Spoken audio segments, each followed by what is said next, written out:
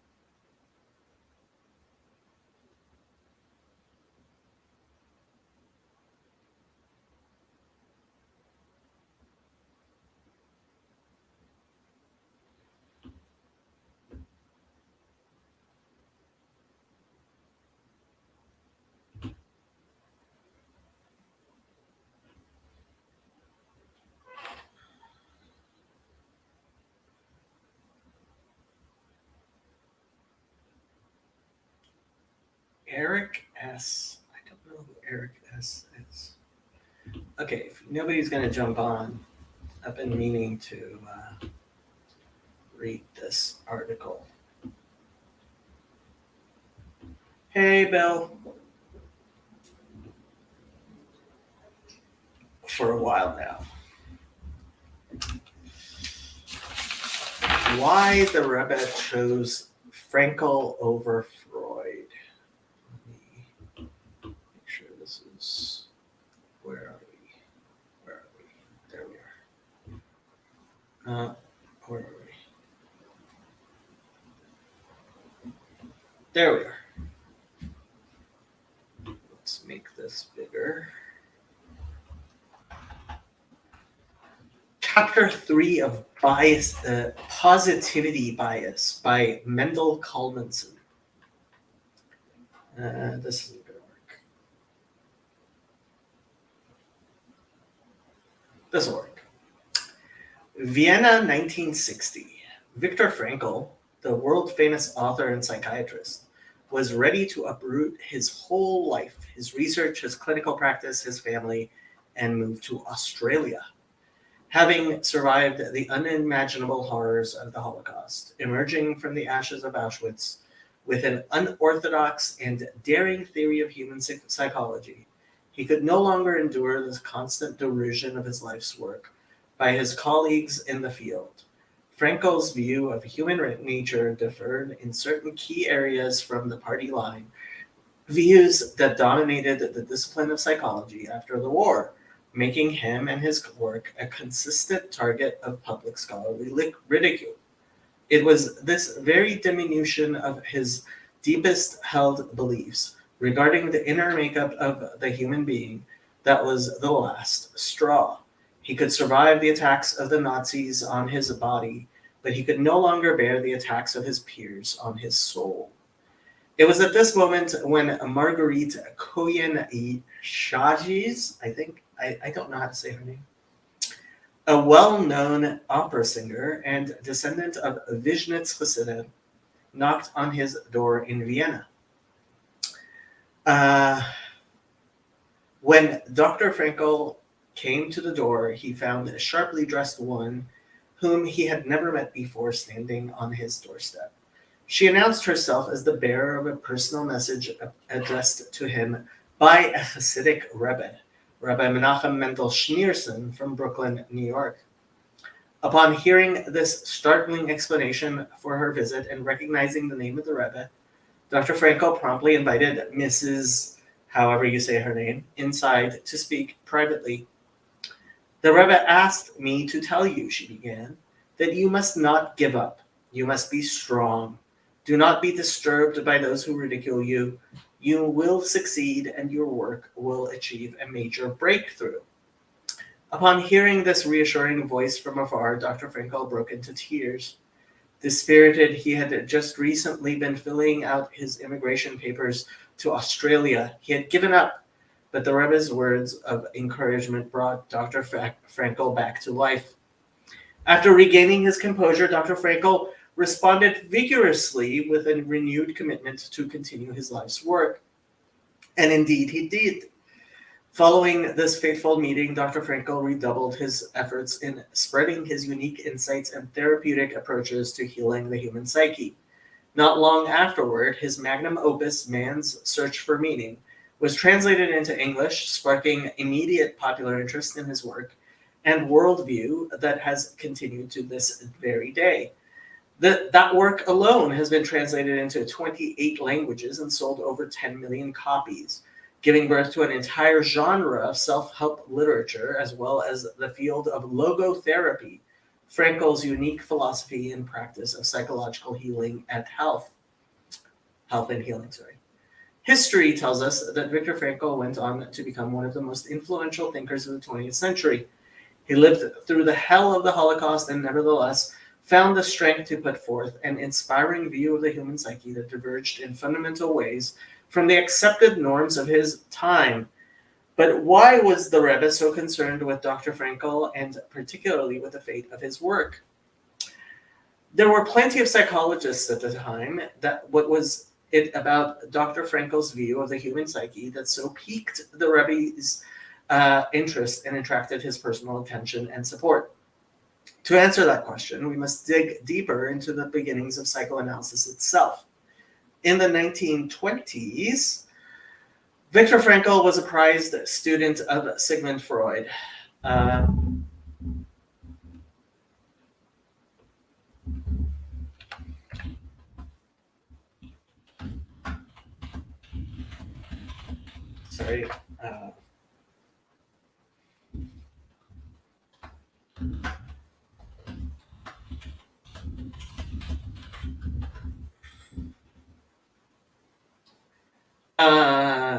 Where are we? In the 1920s, Viktor Frankl was a prized student of Sigmund Freud. Indeed, from the very inception of the field of psychoanalysis, Frankl was an early adopter and gifted adept of Freud's radical theories and practices. However, after a time, their ideas about the shape and substance of human nature began to diverge. In Freudian thought, the human self is defined by and entangled in a perpetual struggle to balance competing drives and desires, conscious and unconscious. Frankl, by contrast, emphasized the soul's potential to transcend the limitations of the self through a search for deeper meaning and acts of loving kindness. This fundamental rift between the perspectives only grew wider and more pronounced over the years. Sigmund Freud, having passed away in 1939, was never forced to face the ultimate inhumanity of the Holocaust. One can only imagine how that might have complicated or clarified his initial insights into the psychic nature of the human being. Viktor Frankl, on the other hand, survived Auschwitz. He heard its terrible sounds and saw its dark visions. He tasted its putrid waters and smelled its rotting corpses. But he also witnessed miraculous deeds of utter selflessness and caring. If Freud were in the concentration camps, Frankl wrote, Man's Search for Meaning, page 66, he would have changed his position. Beyond the basic natural drives and instincts of people, he would have encountered the human capacity for self-transcendence. He who lived in concentration camps can remember the men who walked through the huts comforting others, giving away their last piece of bread. They may have been few in number, but they offer sufficient proof that everything can be taken from a man but one thing, the last of the human freedoms, to choose one's attitude in any given set of circumstances, to choose one's own way. It was thus within the crucible of that horrific concentration camp that Frankl came to refine and crystallize his earlier intuitions concerning the underlying realities of human psychology. Once the war was over, Dr. Frankl could not avoid the inevitable collision with the founding principles and devoted followers of his former teacher. The essential question is whether an underlying integral spiritual essence, a soul, exists beneath it all. Are we defined by the limited circumstantial ingredients that make up our particular personality? Or is there something deeper and infinite within our makeup that we can access and activate to transcend our own limitations? Freud and Frankl, each in his own way, sought to uncover what lies hidden within our psychic depths beneath the masks we show the world. They both wanted to know what truly defines and drives human behavior. Who are we really? And more importantly, who can we be? In response to these questions, both Freud and Frankl posited the existence of a stratified structure of human consciousness, meaning that that each human contains multiple levels of awareness, including, of course, the unconscious regions of the psyche that exert primal influence upon our behavior and express themselves in mysterious ways through dreams and language. Dr. Frankl believed that underneath the varying self-serving or socio-adaptive drives, there is something deeper, an inner essence, a soul that transcends and includes the complex elements of the psyche and mind. This level of our being is primarily driven by striving to find meaning in one's life. Hence the title of his best-selling book, Man's Search for Meaning.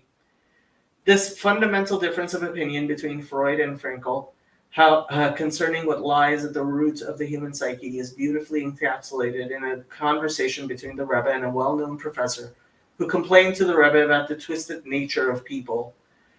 From my encounters in life, I have noticed that people might seem nice and charming at the outset.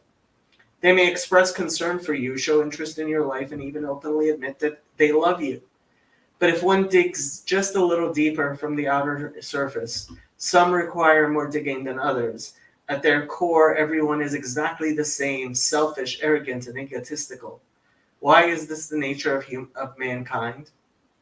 The Rebbe responded with a parable. When one walks on the street, things often look so elegant and appealing. Tall flowery trees, fancy houses, paved roads, and expensive cars. But if one takes a shovel and begins digging beneath the surface, he discovers dirt and mud, nothing like the beautiful but deceptive world above ground. At this point, the professor was nodding his head in agreement. But if he weren't to give up, the Rebbe concluded, and would continue digging deeper, he would eventually encounter precious minerals and diamonds. The Rebbe acknowledged the fact that beneath the surface of people's outward personalities, there often lies a much less flattering psychic reality. However, the Rebbe further stressed that beneath all the dirt and mud, there is something deeper, something beautiful and holy. There's a soul. This is perhaps why the Rebbe took such a strong interest in Dr. Frankl and his work. Frankl's view of the human psyche corresponded quite closely with that of Hasidic understanding. We have a soul beneath the surface of the self. The soul forms the very core of our being and connects us to other souls and to a higher power. Activation of this core point within it is what allows us to transcend our baser nature and become a force for good in the world. Throughout the years following his initial motivating message to Dr. Frankl, the Rebbe wrote admiringly about Frankl's approach. See Igrot Kodesh, volume 22 to page 227. It is obvious that some doctors have helped and healed their patients in straight ways, especially since one professor, Frankl, found the courage in his soul to declare and announce that, contrary to the opinion of the famous founder of psychoanalysis, Freud, faith in God and a religious inclination in general, which gives meaning to life, etc., is one of the most effective ways of healing. Additionally, the Rebbe continued to support and endorse his work. The Rebbe's relationship with Frankl is evident also from the following episode. In the early 1970s, around 1973-74, an individual studying psychology at the University of Leeds visited the Rebbe. He had begun exploring the teachings of Judaism at the Rabbinic College of America in Morristown, New Jersey, and asked the Rebbe how to deal with the numerous conflicts between the contemporary study of psychology and the paradigms of Judaism. The Rebbe suggested that he correspond with Viktor Frankl on the matter. If you wish, the Rebbe added, you can use my name as a reference. Even suggesting to other scholars and psychologists, for example, a religious Jewish psychologist, Jacob Greenwald, related that he was once invited by the Rebbe for a visit. The Rebbe wanted to know if he was familiar with the writings of Viktor Frankl and if they could be integrated into a Torah perspective of therapy. For more on this, see essay by Rabbi Yosef Yitzchak Jacobson here. I don't know where here is, the yeshiva.net. That Frankel's work would be a good place to find and forge further connections between the views of psychology and the teachings of Hasidism. What's more, despite the fact that Dr. Frankl rarely engaged the Jewish community in any public way, he became a consistent supporter of Chabad's work in Vienna for the rest of his life. It is clear from all of the above stories that ultimately, despite Freud's uncontested influence in the field of psychology, the Rebbe felt a kinship towards Dr. Frankl's ideas and approach to healing and motivating the human being to become more human. The Rebbe agreed with Dr. Frankl that each person has the potential to be so much more than just their body and their ego. By activating their inner point of ultimate meaning, a person can escape the quicksand of self-centered obsessions and truly become holy. So that is about the Rebbe and Dr. Viktor Frankl.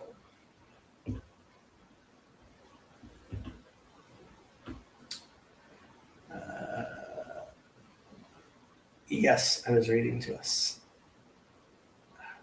Oh, Chayas is the way of saying it. Okay.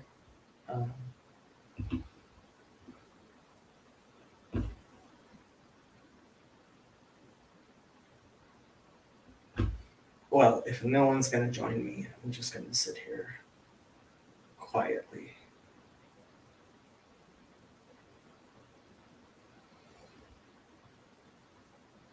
And stew.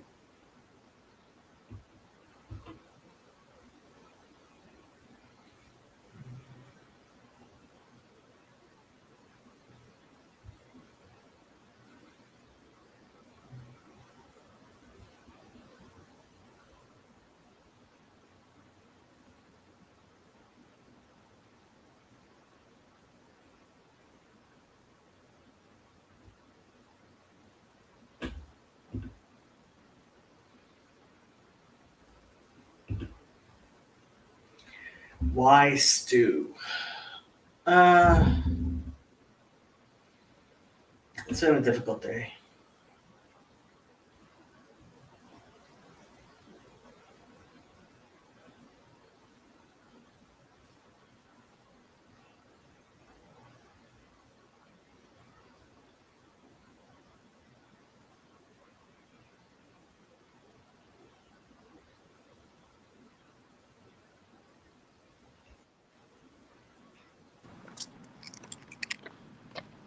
It's the birthday boy.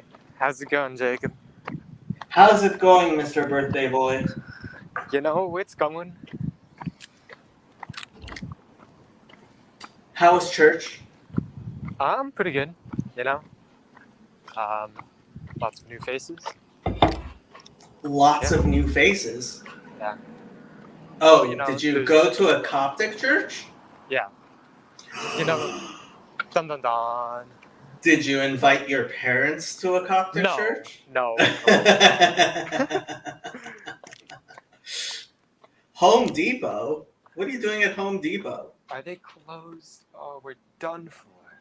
You're done for. Oh, you're kidding me. You're actually kidding me. You're It's 8 driving p.m. on a a Sunday. stake through my heart. What are you doing at Home Depot? Trying to get an HDMI cable.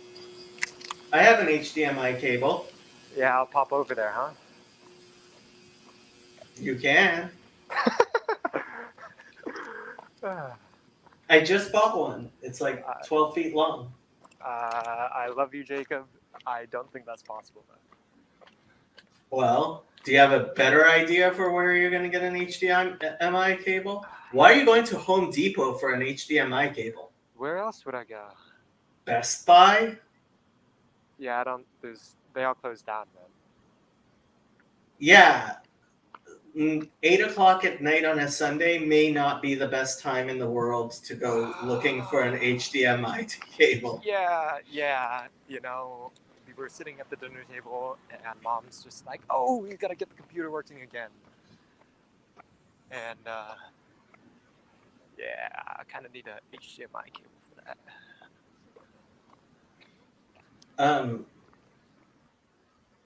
I mean, where would you get an HDMI cable other than Best Buy?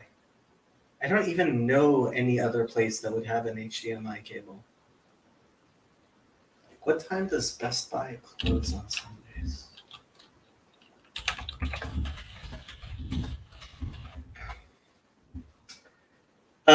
Closes at 8 p.m. Jeez. Well, there's Radio Shack and Target. That's what I can think of. Radio Shack. Yeah. Radio Shack? Did they close down? Did they all close down? I didn't even know you knew Radio Shack existed. Yeah, of course. Well, I've got a programmer dad, so you know. Radio Shack. I don't know if there are any Radio Shacks left anywhere in the United States. Oh, no, this one's permanently closed, yeah. Radio Shack is an American retailer, 1921. Let's see. In May 2023, no, that's not it.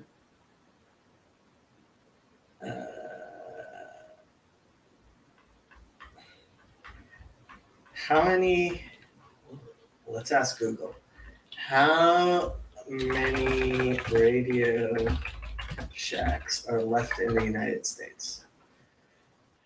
2022, it seems there were still, no, there are, in 2017, there were 28 remaining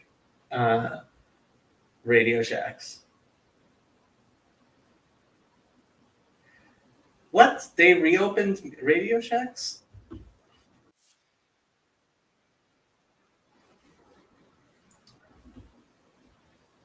So apparently, Radio Shacks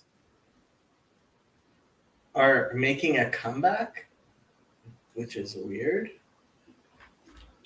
Hold on, let me see here. That can't be.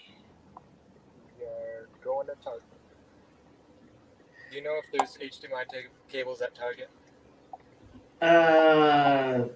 If it's a large enough Target, maybe? Huh, apparently they're trying to reopen Radio Shacks. I don't know why. Well, I mean, you know, everyone's working from home. That's not a good reason to try to compete with Amazon. Yeah, that's true. Stores. Radio Shack stores. You know, they could do the whole, like, stock cables that nobody believes exists anymore. Or the business plan. Even their own website doesn't actually have a listing of their stores. Yeah. I can't seem to find it on their website. Like, Man. yeah, I can't.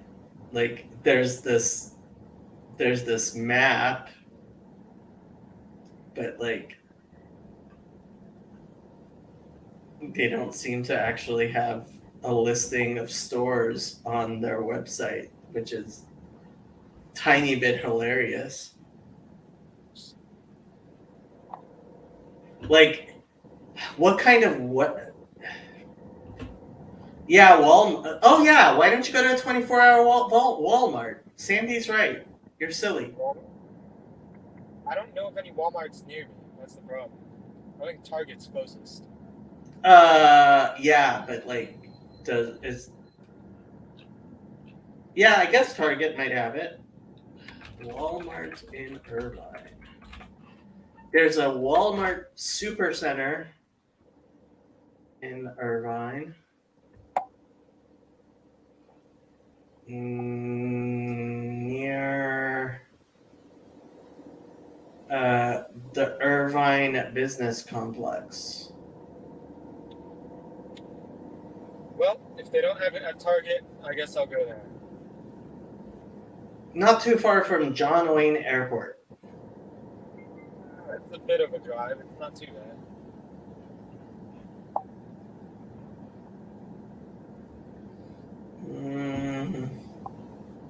Yeah, that's the only Walmart in Irvine. Irvine is too upscale for Walmarts. Yeah. Mark says Target, Dollar Store, Dollar General, some convenience stores. There are definitely 24-hour Walmarts around, Rabbi. And Phlebas is lying to you. Well, I'm not exactly looking, so. He says nothing is too far to help your mom. And that is definitely a lie.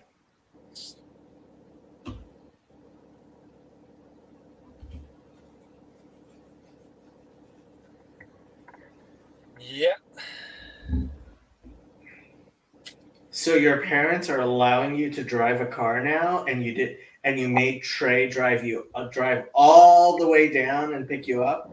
You're so mean. Okay, so the thing is, you need the phone on airplane mode to not give your location on Find My Friend. You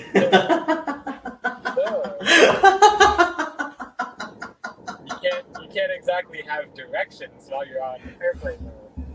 Okay, Andrew, you really need to tell your parents. Plus, I really wanted the long car ride with Trey.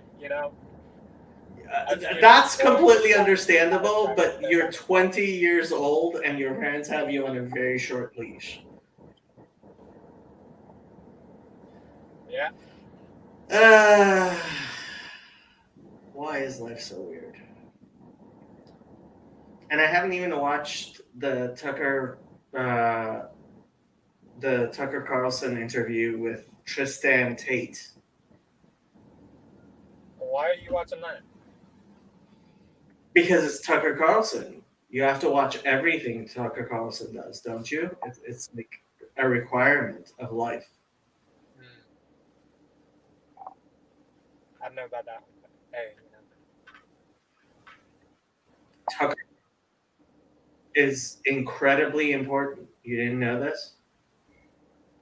Jacob, there's stuff that's in your power and there's stuff that's out of your power, and I think politics is definitely out of my power. Politics is definitely out of my power too. Yep. Hello, my Dolphin Fin 69. You are familiar. I don't know why though. Ha! Sandy found you a thing. Eric! Hello. Don't stew, Jacob. Why not? Oh, can you hear me? Yes. Fantastic. Diggs, by the way, 7. What's up, G? I'm guessing you're not Brian Diggs.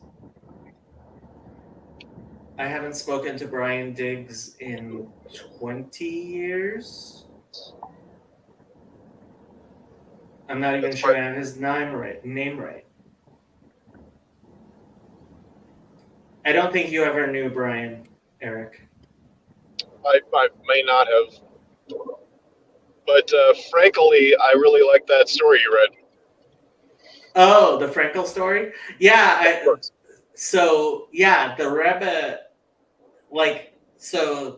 I've read the lady's account of that story before.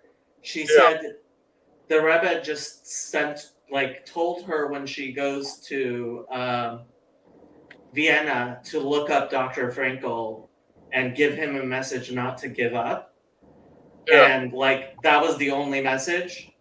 And so she went to when she went to Vienna, she went and looked him up and found him and said that, and he started crying. Yeah. Well, I mean, it makes sense, and I'm glad that he sent her to Frankel and not Freud, because Freud probably would have tried something weird with her.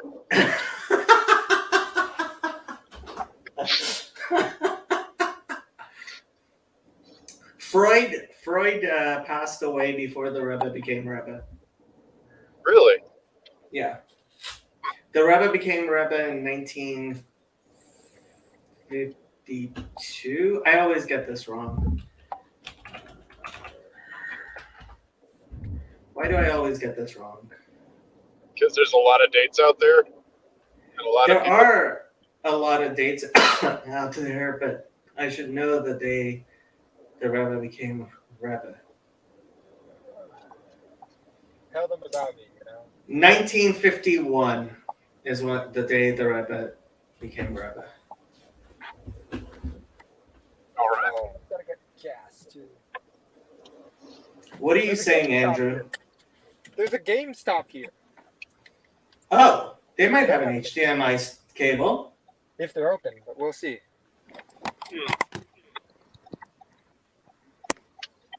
So where are you going, Eric? Home. Home? Oh yeah. No, I was just had to run a quick errand. This week is about to start, and I have one employee that's coming in a little late, and one that has called in suspiciously sick after a weekend of probably not partying his butt off. So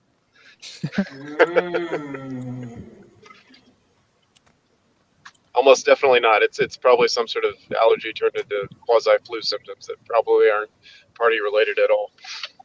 Of course. What kind of work do you do, Eric? Are you in construction too? Kind of. I participate in the.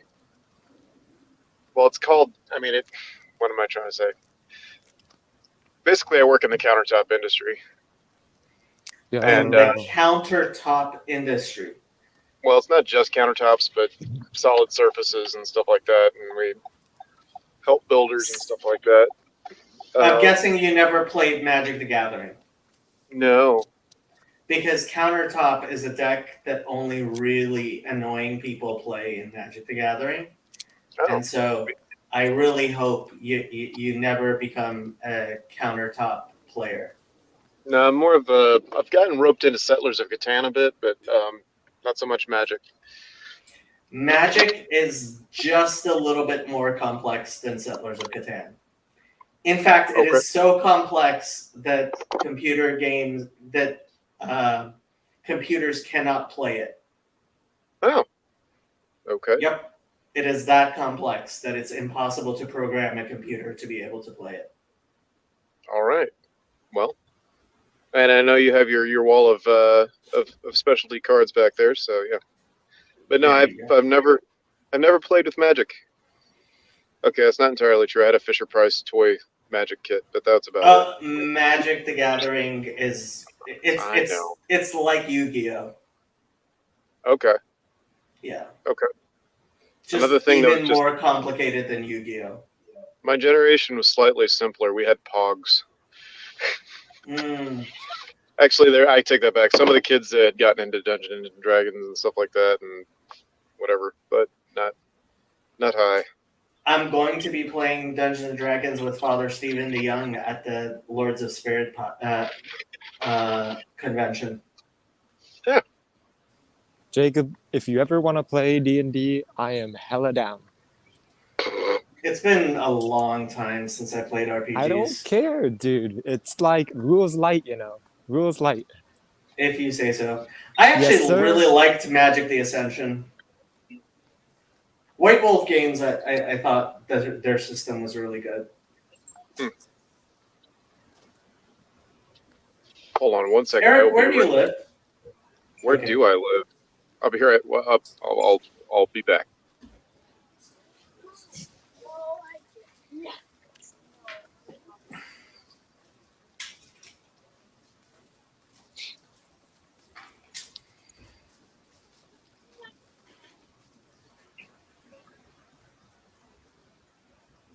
HDMI. Where, oh where would I find an HDMI cable? Yo, they got weights here. How high up do they go? 35s? Okay. Birthday present.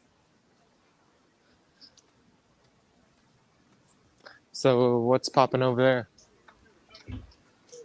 Over where? Over yonder. Phoebus wants to hear about actual countertops. Oh,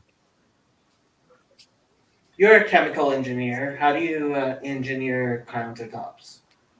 that's the non-chemical engineer's job. Oh.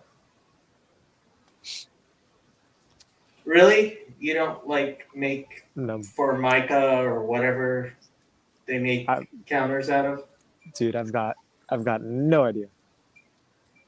Most of chemical engineering, unless you're doing research, is how do I make this known chemical process more efficient? And not like, oh, I'm gonna discover a new reaction. It's like, Really? oh, yeah. Most of it is just like, oh, the pipes on this guy is rusting away, and we need to replace it, but they stopped making those type of pipes. So what's gonna work? Phoebus is telling me Formica isn't solid surface. Eric is solid surface. I have no clue what any of that means.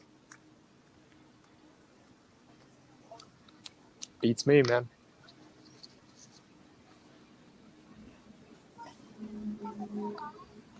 Sandy knows a guy in London. Sandy, how long have you been dating people in London?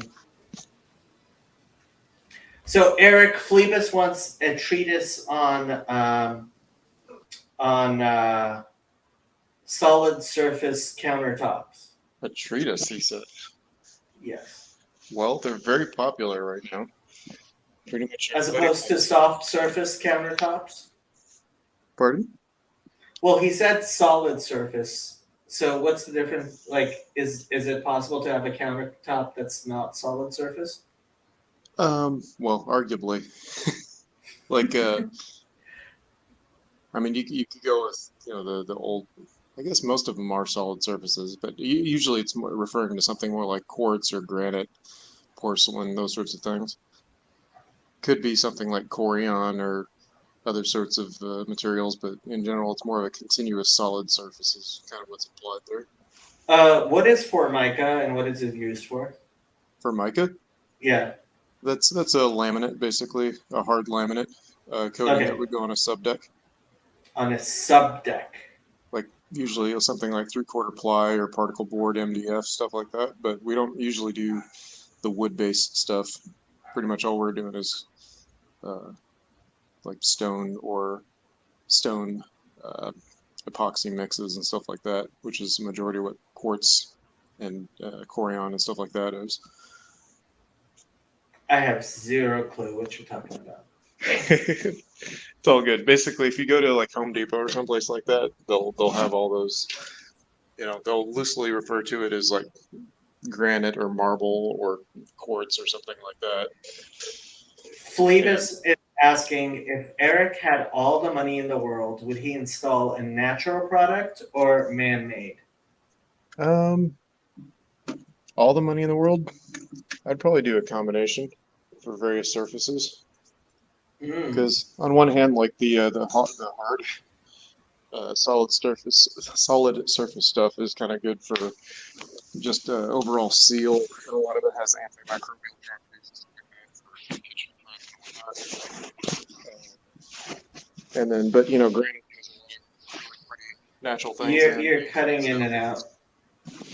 Hold on. Let's see if this helps or makes things worse. You're in Texas, right? Yeah? Cool. All right. You're in Texas, right? I am. Okay. Everybody's in Texas. I should move to Texas. Well, it's very hot. I wouldn't recommend it right at the moment. What am I gonna do? Move to Texas. Well, Yeah, that's at least 30% of Californians have already done so or are in the process of it. yeah. Big problem with Texas is that it is very hot, and Yes. yeah, I don't know. I don't know if I'm up for that. Yeah, It's I mean, called you get air used to it. conditioning. We have it. It's very nice. I mean, Fleba says countertops are insanely expensive. The kitchen I'm doing right now is about $25,000 in counters, and it isn't What? that large. Well, it's Okay. 25,000 Canadian, so that's like about Oh, okay. $500. Yeah. Phew. Yeah, no, yeah, the Canadian conversion probably does not do anybody any favors, plus whatever value-added taxes and everything else I'm sure they tack onto that to fund all their programs like assisted suicide. But the savings will probably definitely not. Yeah, whatever. No savings. Anyway, Elijah says another problem with Texas is that it's Texas. wow, hurtful but accurate. Dawn says Texas has cockroaches so big you have to kill them with a baseball bat. You don't have to. I mean, if you have a nice boot, it'll work really well. And Sandy's trying to advertise for her friend who's obviously in the CRC because his name starts with Vander something, and he apparently has a thing in what you call it, a counter business in London. Yeah, I will say the folks in cities and anywhere that has a lot more high density and relies more on elevators, get people up multiple floor buildings and stuff like that. That's a whole other game right there. Because I was surprised, like at least out here, I don't know if they're either. Well, there's pros and cons to everything, but in some places, like in the Northeast, you can't fabricate out on the street to do final touches and stuff like that. You have to get the template exactly right. Just you basically are installing as opposed to fabricating it all. And yeah, anyway. This is Vanderschaff countertops. Okay. So you do countertops like this. Yes. Why is that round? Why is that round? Oh, you know what? That's like an infinity sink or something, I bet. What's an infinity sink? Basically, some people are going like really Euro modern and junk like that, so they want to have like hidden drains and make it look like basically the water just rolls off the side. And I don't know, I call that an infinity sink. I just basically like an invisible drain where it just rolls off, goes under. Sometimes they're wedge shaped, so it's just as instead of a standard, everything obviously funnels to something in the center bottom of the sink or whatever. It'll just go into a trough, and then the trough goes down to a regular drain fitting. But there's a lot of people doing that sort of stuff with porcelain these days, actually, just so they can clad more cost effectively walls and like a whole surfaces basically, instead of it's basically large format tile, but they have more intricate patterns and stuff like that. So he has these like office stuff. Like, is that considered counters too? Kind of. I mean, countertop is a loose thing. I mean, it started off more just like kitchen countertops, bathroom vanity countertops, that sort of stuff. That's what I thought. Right, but I mean, it goes. I mean, a lot of these places are shooting for full blown cladding, which I have mixed feelings about. But it's what's cladding? Basically, like external covering. So like of the houses and stuff. Houses, office buildings, floors, whatever. Yep. That's like thing. Windows. Well, not windows, but the actual any non-windowed surface, basically. Some of it is structural, but most of it is, well, yeah, some of it is structural, some of it is just weatherproofing or decorative. So we don't do a whole Hilton lot of that. Niagara Falls. Well, that's gonna be fancy. Canada side or US side? I have zero clue. Same.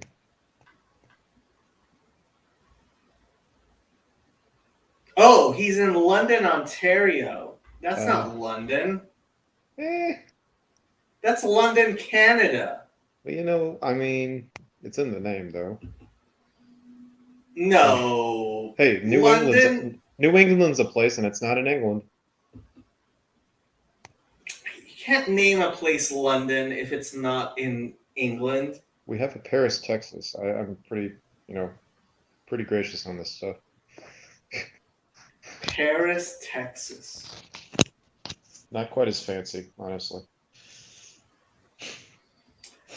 Not Flavis England. has more questions. Oh, boy. What's the best templating system these days? Weird Shit. pens on strings, lasers, measuring tapes, cardboard always seems to be a new one. Yeah, there's a lot. I've seen a lot of what we use is basically a laser. Well, I say we subcontract it out, but one of the templating systems that we've been using the most is basically a laser that sits on a tripod head, and you have targets and things like that. And you basically just plot. You hit different either targets that you set on countertops, or you hit the walls and cabinets themselves on various planes and recalibrate if need be. But yeah, that's one method, and there's fancier ones that will be attached to an app that will let you control it, so you don't have to. Well, in some cases, it's easier to do with a two-person crew, but almost always templating is done by a single guy or girl or whatever. But yeah, there's a few different systems. I've heard about the string one, never gotten to play around with it. I've used polystyrene, which is kind of just a thinner version. Anyway, I've used a few I different have methods. zero clue what you're talking about. Templating is basically like how you set stuff out. Really, yeah. I mean, really, what it is it's trying to get an exact, potentially as good as within a few millimeters or whatever, or 16ths of an inch. You're basically just plotting a whole bunch of points to know where to cut the stone as precisely as possible if that's required. Just because if you've ever dealt with, well, maybe you haven't, but Nope. home construction, especially if it involves drywall or brick or anything like that, I shouldn't say nothing. It is rare to come across purely straight surfaces, Okay. especially in most builder homes. I mean, like even custom building homes, like getting actual flat surfaces, both whether it be drywall or cabinetry. I mean, the stone's going to be flat, generally speaking. But yeah, what it butts up against is never exactly so. So a lot of it is mitigating these little idiosyncrasies of all the features of a home, whether it be cabinetry or drywall or brick or stone or whatever else. Like outdoor kitchens have been a huge trend around here for some reason, considering how hot it is. I mean, the spring and winter are pretty delightful, so that makes sense. But yeah. Anyway, outdoor kitchens are a thing, and they almost always have some sort of like what we call limestone or brick or something else that's irregular surfaces, and a lot of times it helps to have a laser to kind of scribe around all those little just bumps. So Bumps and Flavis curves. wants to know about mitered quartz corners on fireplaces. I've been involved with a few, and I think they're going to explode. Yeah. I mean, are you talking about? I mean, if he's talking about like wrapping around huge, like 20-foot fireplaces in a lot of homes, I've seen that done with quartz more regularly with like large format porcelain has been a thing that By explode, does he mean lots of people are going to do it, or does he mean that it's actually going to explode because of the heat? Possibly both.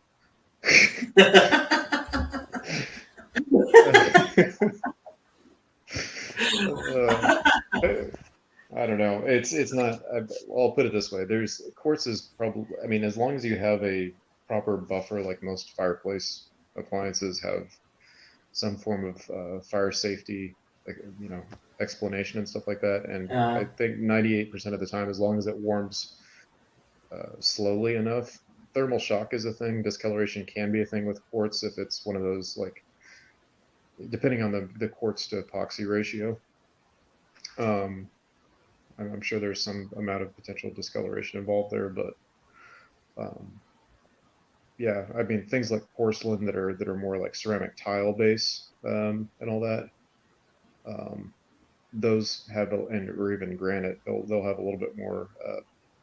They'll have some amount of porousness to it, so they can actually regulate temperature a little bit better, which is why they're okay for exposure to sunlight to some degree and outdoor applications, especially even in Texas. Okay, But- well, when I asked, I seriously had no idea which way he was using the word explode. Okay, has he clarified? Yes, he meant the heat. Yeah. Oh, okay, yeah. I mean, probably not. It would basically, the only way I would think the quartz would explode is if it either got exceedingly hot, which meant that there was no ventilation or anything like that, and there wasn't actually a proper flue or anything, so pretty unlikely.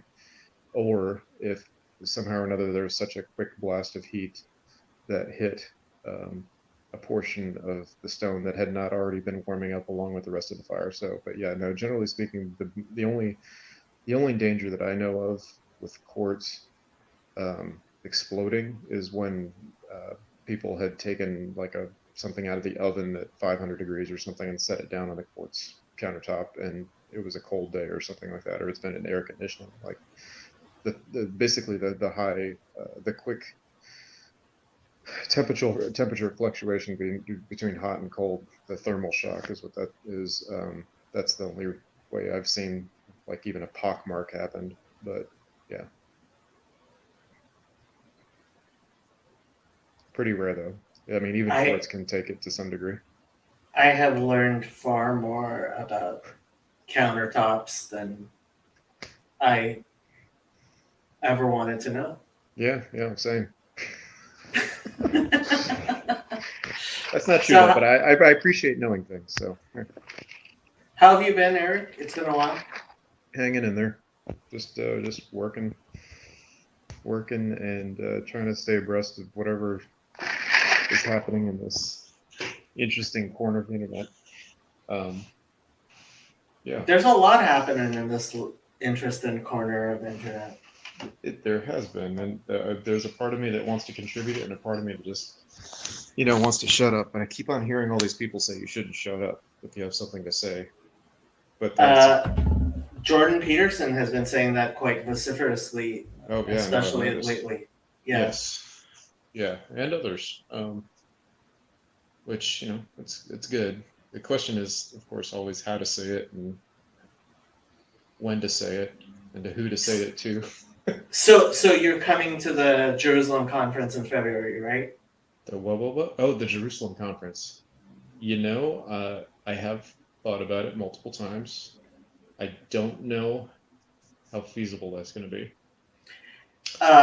Well, if you've never been to Israel, I have not.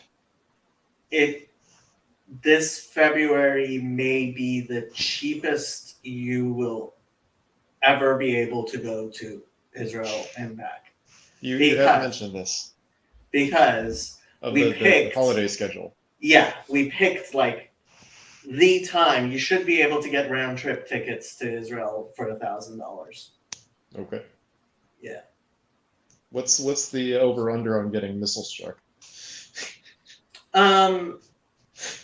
I wouldn't worry about it. Okay. Honestly. Okay. Yeah. The even during the times when there's actual things to worry about, Mm-hmm.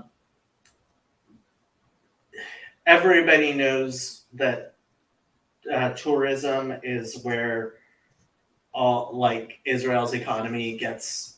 I was very good night, Rabbi. I was very, very surprised when about a year after I was in Israel, somebody bombed Sparrow's restaurant that I had been to Oh, the because Italian sub place? yeah, Hmm. because usually they do not target deliberately tourist places. Yeah. But that's, I mean, honestly, it's safer. I would say you are definitely safer in Israel than you are in most of the United States. Yeah. No, there's lots of scorpions around here. Phlebas says Eric should go. Israeli kitchens are stuck in the 80s. They need him. Yeah. Yeah, I mean, maybe. I'm shoot. Let me tell you this: it's going to be real difficult to try and get the shipping taken care of there.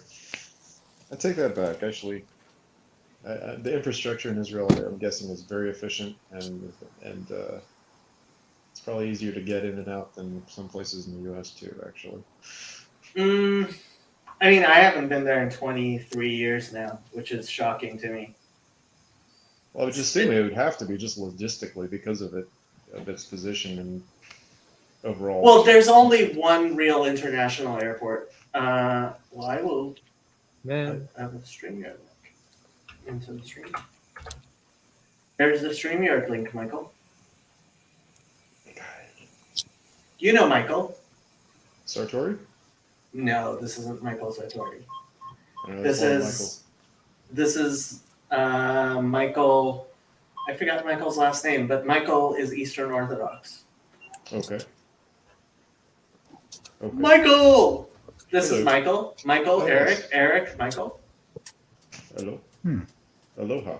I don't know if you can hear me, but I can't hear anything. We can hear you. I can hear you. Aren't there a bunch of Jews in Israel? Sounds awful. Probably just like a bunch of people complaining. Fleva says, agreed, conference should be Wow. in Babylon.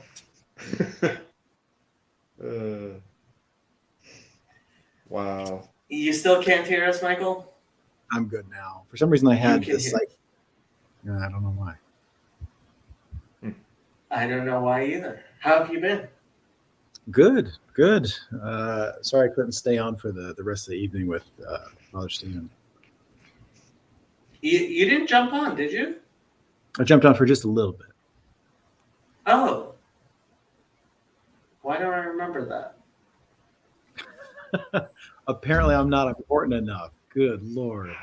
No, I remember you not being like you haven't been on in a while. That's what I've been remembering. I've been missing you, Michael. I've been I missing miss you too, very much. Very much. Yeah. I still have to figure out what exactly we're gonna do Friday night at the conference. No pressure at all. I've been distracted with girl problems. That's good. I like girl problems. I'm happy you have girl problems. Is she coming to the conference? You know what? There's a chance that would happen. I'm gonna say no right now. There's a chance. The Father Stephen thing, I'm guessing you mean Father Stephen from when he jumped on the Bible study, right? Yeah. Wednesday? Mm-hmm. Yeah. So if you want to know what Israel is like, watch the Simpsons episode where they go to Israel. Pretty accurate. I didn't know there was one. I vaguely recall maybe seeing clips from it. It's been a while since I've actually seen a Simpsons episode. So I also on Friday drove up to Dallas to go hang out with Richard Rowland. That is a very familiar name, but I'm not placing it right now. The Universal History. Yeah. Okay. With Peugeot. That would have been interesting. Aha, him. Yes. Okay. Now I see his face before me.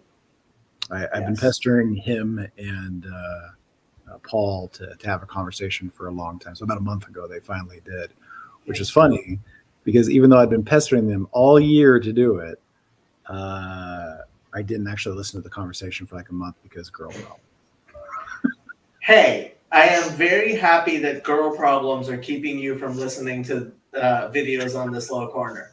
Yes. That is actually that means success in the world as far as I'm concerned.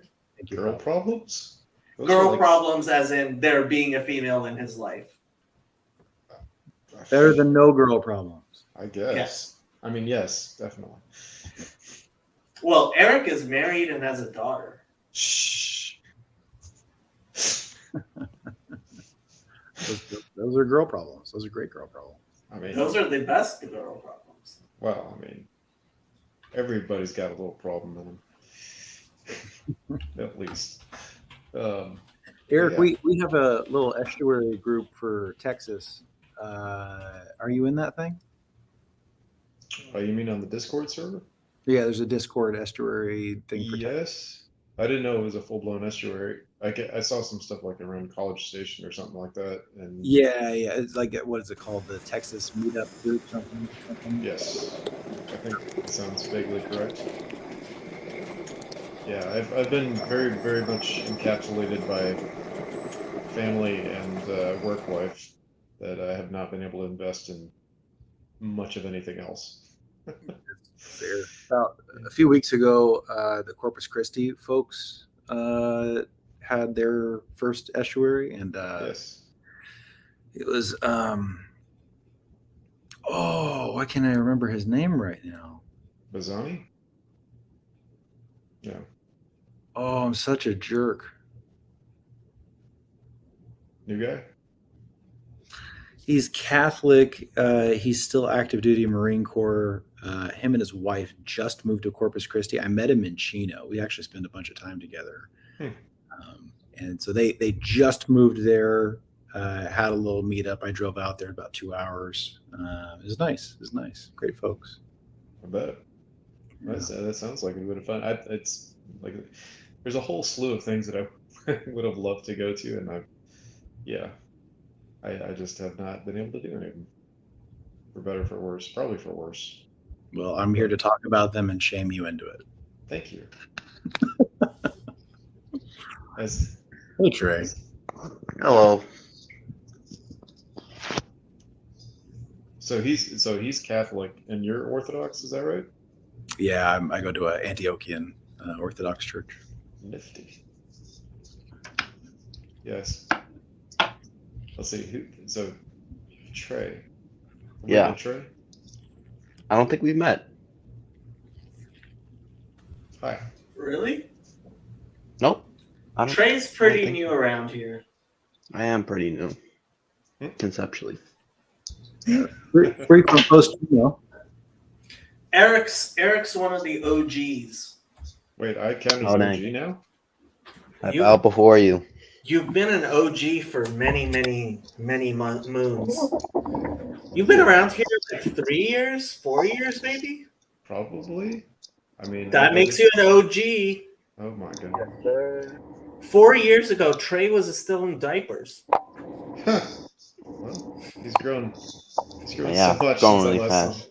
He only What's used his to be secret, so. Trey? He was knee high to a spider. Yeah. Is that what they say? 4 years Seems ago. like just yesterday. It's like yesterday. Yeah, man. Trey, 4 years ago. Think about 4 years ago. What were you doing? 4 years ago, I was starting my first year in college. Jeez. He was in diapers, I'm telling you. Wow. Wow. Well, I'm academic diapers. Yeah, Still do full you, of crap. But do yeah. you know what year I started college? 1995.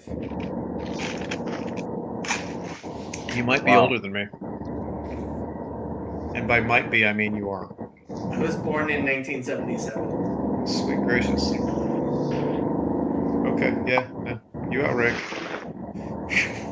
I am older than you. Yes. I Andrew, am could you an mute old yourself?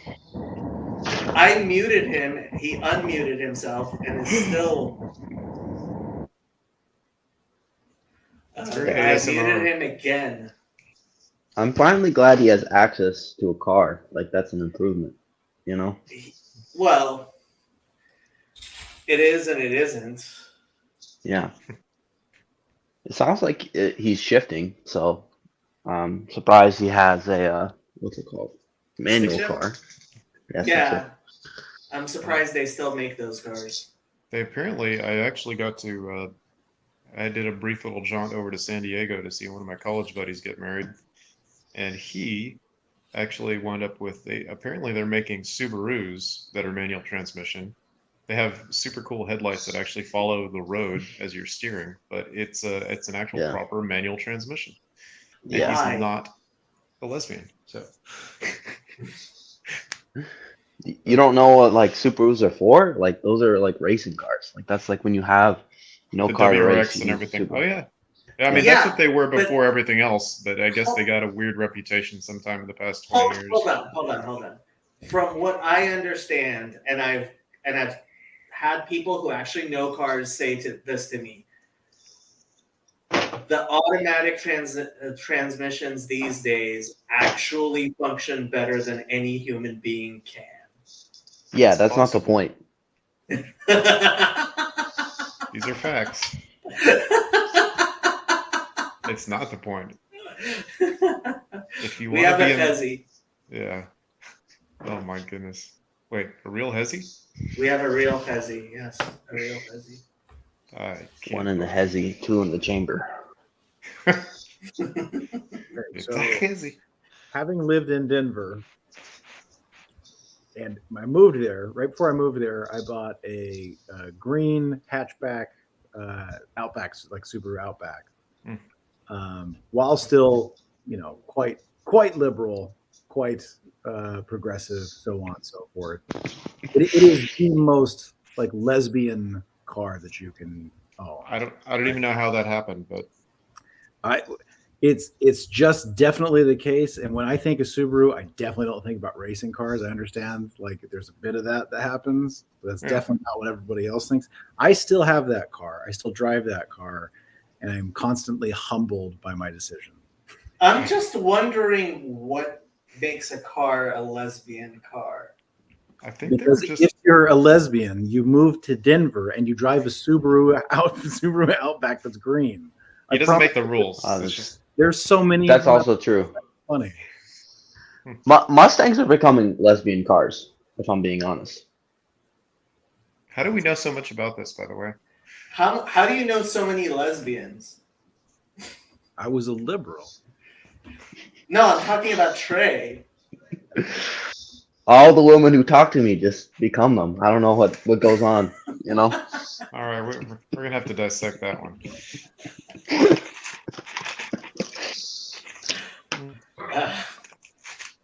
Any hoozles. Yeah. But yeah, now I will say that driving a manual transmission car is very. Anyway, I learned how to drive on a manual transmission car, and I like having something to do with my hands, and it's more productive than smoking or whatever else. So, manual transmission. Plus, it keeps your Yeah. hands off the phone. That's true. Hmm. There are other jokes that are available, but I'm not going to say them. Same. I know where you're going with that. Anyway, but yeah. So how have you been, Jacob? You've been running this channel, basically. Kinda, sorta, yeah.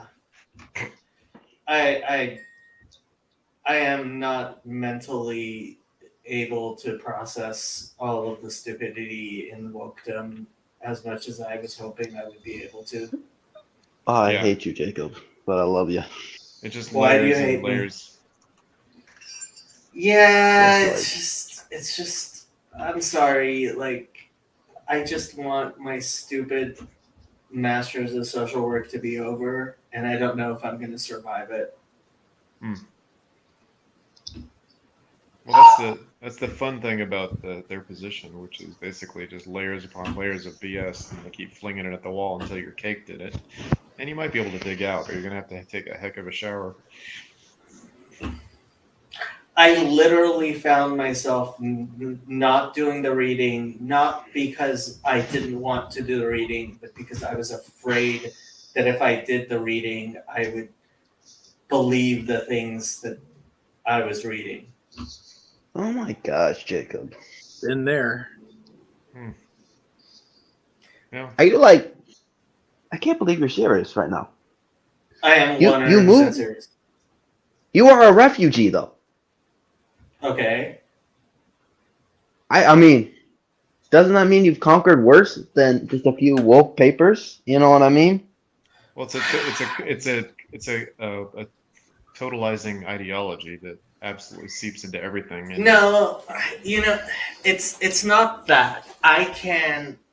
So I have this capacity of cold rage, which is incredibly. I have anger issues, Mhm. and like We know. We see your Twitter, man. We know.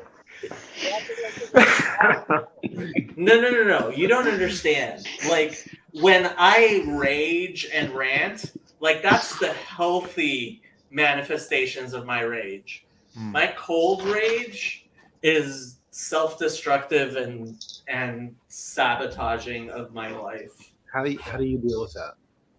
I don't. That's the problem. How would you say that your How should I deal with it, or how do I deal with it? how would you say that your tradition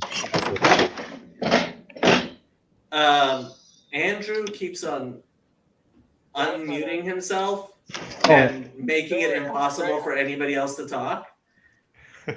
How would I say what? how would you posit that your tradition how would you say that your tradition posits that you deal with that? Okay, I have to say, I think generally modern there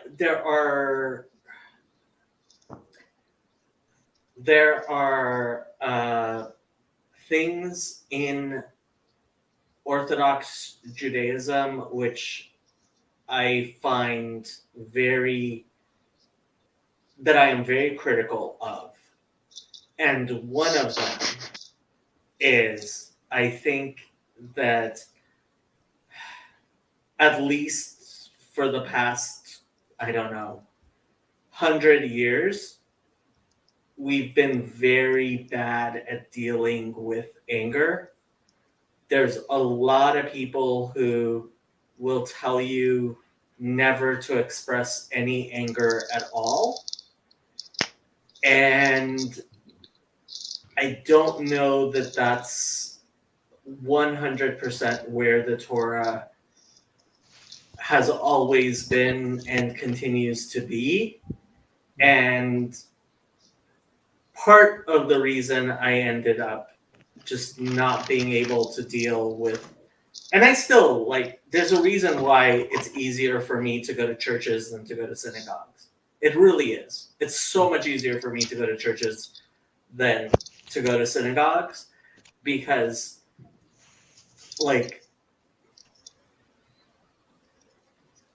I have so much criticism of the Jewish tradition.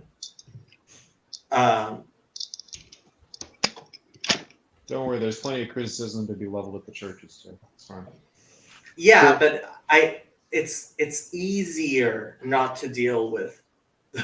It's like, Yeah. okay, a church, I go to a church, they're doing things in ways I think are wrong.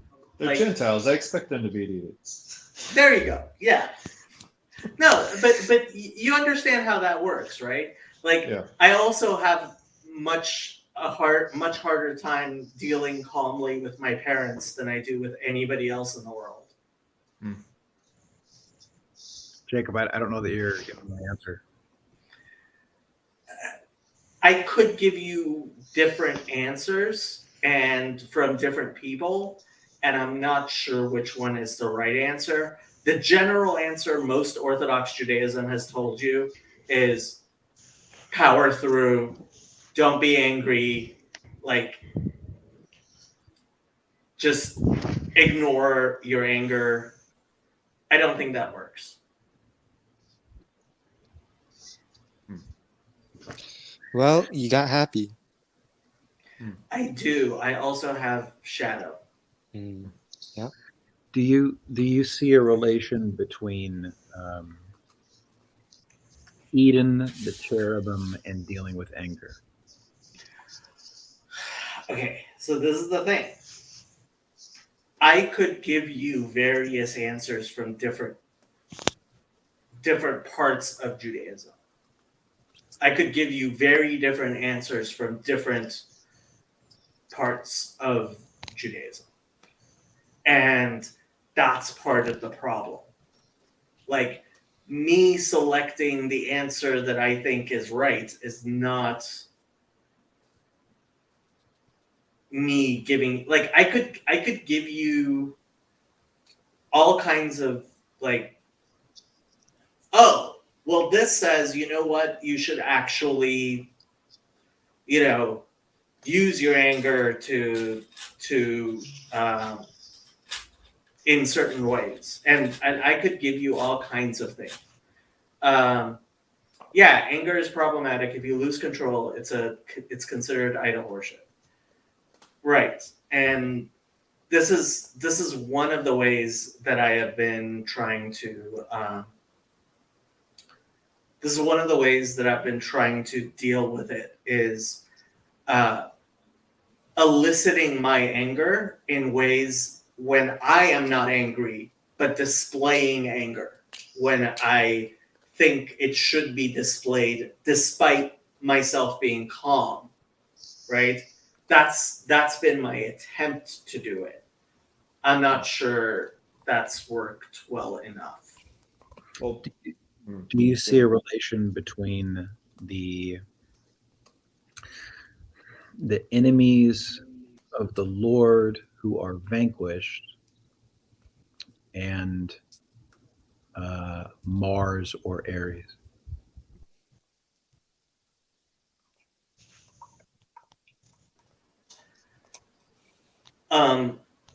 So for me, it's not a question of Mars or Aries. It's a question of Haron off.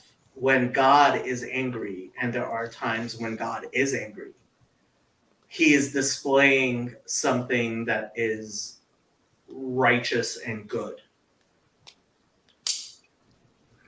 Would you say that it's fair that his anger is a result of rebellion?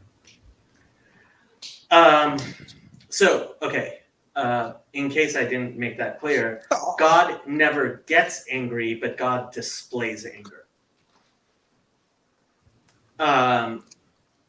And God's displays of anger are a result of our failures, yes, but our failures are also, like, this is part of the non-dualism in Judaism, is a recognition that, go ahead, put the corgi on, Andrew. Let go, Bailey cam.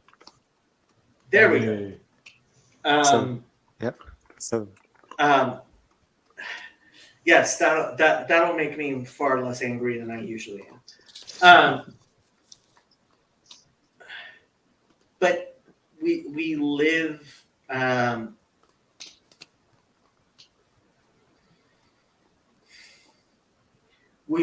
a fallen world. We live in a fallen world. Okay, let's come at it at a different angle. What do you notice as effective methods of tempering anger? Oh, okay. So again, like, there are times when I am effective in tempering my anger, and then what happens is 3 months along, 6 months along, I lose my I lose my shit. So I don't know. I don't know if the fault is in me. It probably is, or in my methods. But like, don't know what to tell. Do you not simply confess your anger or convey your anger in prayer? So that's no. That's one of the things for me. Like the imprecatory psalms. Why I think they're so important. Okay. Right. And I guess maybe I should have spent a good amount of time saying Kel Nikamot, which is one of my favorite imprecatory psalms. But like, yeah, I didn't actually think of doing that today. I could have. Yeah. So I often bring up the example of road rage with people on this, right? So let's say you get cut off or something really ridiculous happens, right? And it makes you real angry. Now, some people get, road rage really takes a hold of them, right? They lose themselves to road rage, right? And then maybe they're whipping out a pistol or a crowbar or something crazy, right? Like that definitely happens, and it happens plenty. So let's say we don't go that far, but it does get a hold of us, right? Make us willing to maybe do some risky things in the car that we wouldn't normally do. So that rises up in you, and then there's this moment to deal with it or to let it take you, right? That's the opportunity for temperance, right? Or maybe there's always an opportunity as long as it's that, hopefully, to find some temperance. But what do you think the mechanism of finding that temperance so that you don't do the crazy thing in the car, don't get your pistol, don't get a crowbar, so on and so forth? I have an answer, but I'm guessing you're asking Jacob. Definitely. You answer, Eric. You answer. I mean, the road rage, obviously, I shouldn't say obviously. I drive a lot, so I experience varying degrees of this from various sides, whether it be people driving in a manner that's reckless and could kill somebody, or just being jerks and whatever. But I'll say this: the basic method that applies regardless would be, number one, the love your neighbor as yourself situation, where, okay, if I was this person and I just wasn't paying attention, I did something stupid, would I appreciate somebody overreacting and trying to run me over, pistol, break me over, break my back with a baseball bat or whatever. So there's the love your neighbor as yourself sort of thing. And then also kind of the flip side is like, well, not the flip side, but the two is just remembering my own mortality and my own fallibility and all that sort of stuff. So if I am getting really angry at somebody, and I think I know the whole situation, is to double check myself and say, do I actually know the whole situation? There might be exculpatory evidence that I've missed. I would hate to unjustly punish somebody for something that what I thought would be a punishment by exerting my anger. Am I missing something? Oh wait, I'm not God. I'm probably missing something. That sort of thing. So let me be clear. I don't get mad at people. I really don't. Like, I can't remember the last time I was angry at a person other than my father for any period of time. I lose my temper with my father sometimes. Heavenly or earthly? Yes. I meant earthly. But what about that car ride, Jacob? Which car ride? The car ride where we were having discussions on woke politics. I didn't lose my temper. Okay. You think I lost my temper? I love you. I don't know. There was a lot of, I yell, but like that's not me losing my temper. I still love you, even though you're an idiot. Okay. Great. That's a joke. He's not an idiot. Back to what I was saying. When I get into my cold rage, it's over. So, for example, what the cold rage that was really bothering me today and keeping me from like just sitting down and doing my homework was like, it's just such a stupid waste of time for everyone involved. Like, I could be doing something useful in the world, and I'm sitting there like doing really stupid things that are counterproductive in a like an MSW is supposed to be something that's addressing our meaning crisis, and like this is important, and instead of that I am wasting time like reciting woke bullshit that is at best counterproductive. At best counterproductive, if not directly causing the mental health crisis. Like, what am I doing?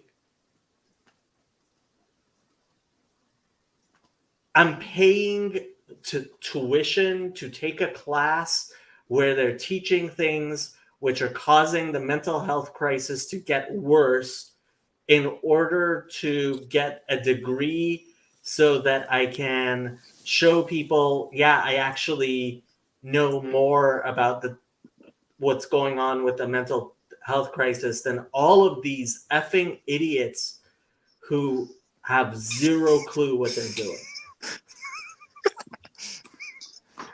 Yeah. Did you hear the dog? What's So the instant you said like these effing idiots, she just went. Airball. I did not notice, but okay. Yeah. Serendipitous. Yeah, no, I mean, that makes sense. I mean, it's one of the things that we've found ourselves in a situation where it becomes necessary, arguably, to make sacrifices to achieve credentialism or credentials that are largely functionally meaningless, but symbolically necessary for not exactly clout, but what should I call relevance, respect. So, okay. In your work, if you don't know what you're doing, the counter will break or things will fall apart. Yeah. And so people understand that you need to know what you're doing. Yeah. What really gets under my skin is in psychology. Mhm. People don't even have that amount of belief of, oh, it's really important if a psychologist knows what they're doing. People will die. Yeah. So is it fair to say that that has to do with people? What do you mean it has to do with people? Okay, so you talked about how you don't get angry at people. Oh, I don't get angry at individuals. Okay. Well, it sounds like it's his version of it's not against flesh and blood, but against powers and principalities and all that sort of thing. It's the anger at literally, although it's hard to wrap your mind around it sometimes, but it's literally against evil spirits of the world, Mhm. which I think is a righteous anger, and how you deal with that is, Yeah, the problem is how I deal with it, which is I become self-destructive. right. Because if nothing else matters, why not just destroy myself? So then is that righteous? No, I'm not a righteous person. Have you met me? I'm an idiot. Then can we have righteous anger? I think it's possible to have righteous anger, but like when I'm being self-destructive and not doing my homework, that's not righteous anger. That's just me being an idiot. Well, I think the key is probably it's not so much to experience the righteous anger, but I think to keep it righteous most of the time, what we have to do is leave the actual execution of what that anger will reach or will Oh, I love you too. produce. Leave that to God, basically. because our execution of anger is often very blunt and So imprecise. I mean, if I can channel it to something that I think will be productive, that's one thing. Mm. It's when I don't see, like, it's the darkness that I'm wailing at, you know? Sure. Hmm. Yeah. Like, I don't see how, and that's what's always been so incapacitating to me is like, I don't see that necessarily me doing these stupid assignments is actually going to achieve what I hope to achieve, which is very dispiriting. We had Fezzi for all of 1 second. And we lost Fezzi. Question, when Jacob's talking about anger, like I'm thinking, like Jacob, I had that meltdown in Chino. You immediately jump to action. If there's something and you know that you can take an action, then you take all of that intensity and you apply it. But what I think I'm hearing is that when you're having to sit and listen to and read all this stuff that is blocking you from doing something, then that's what the reaction is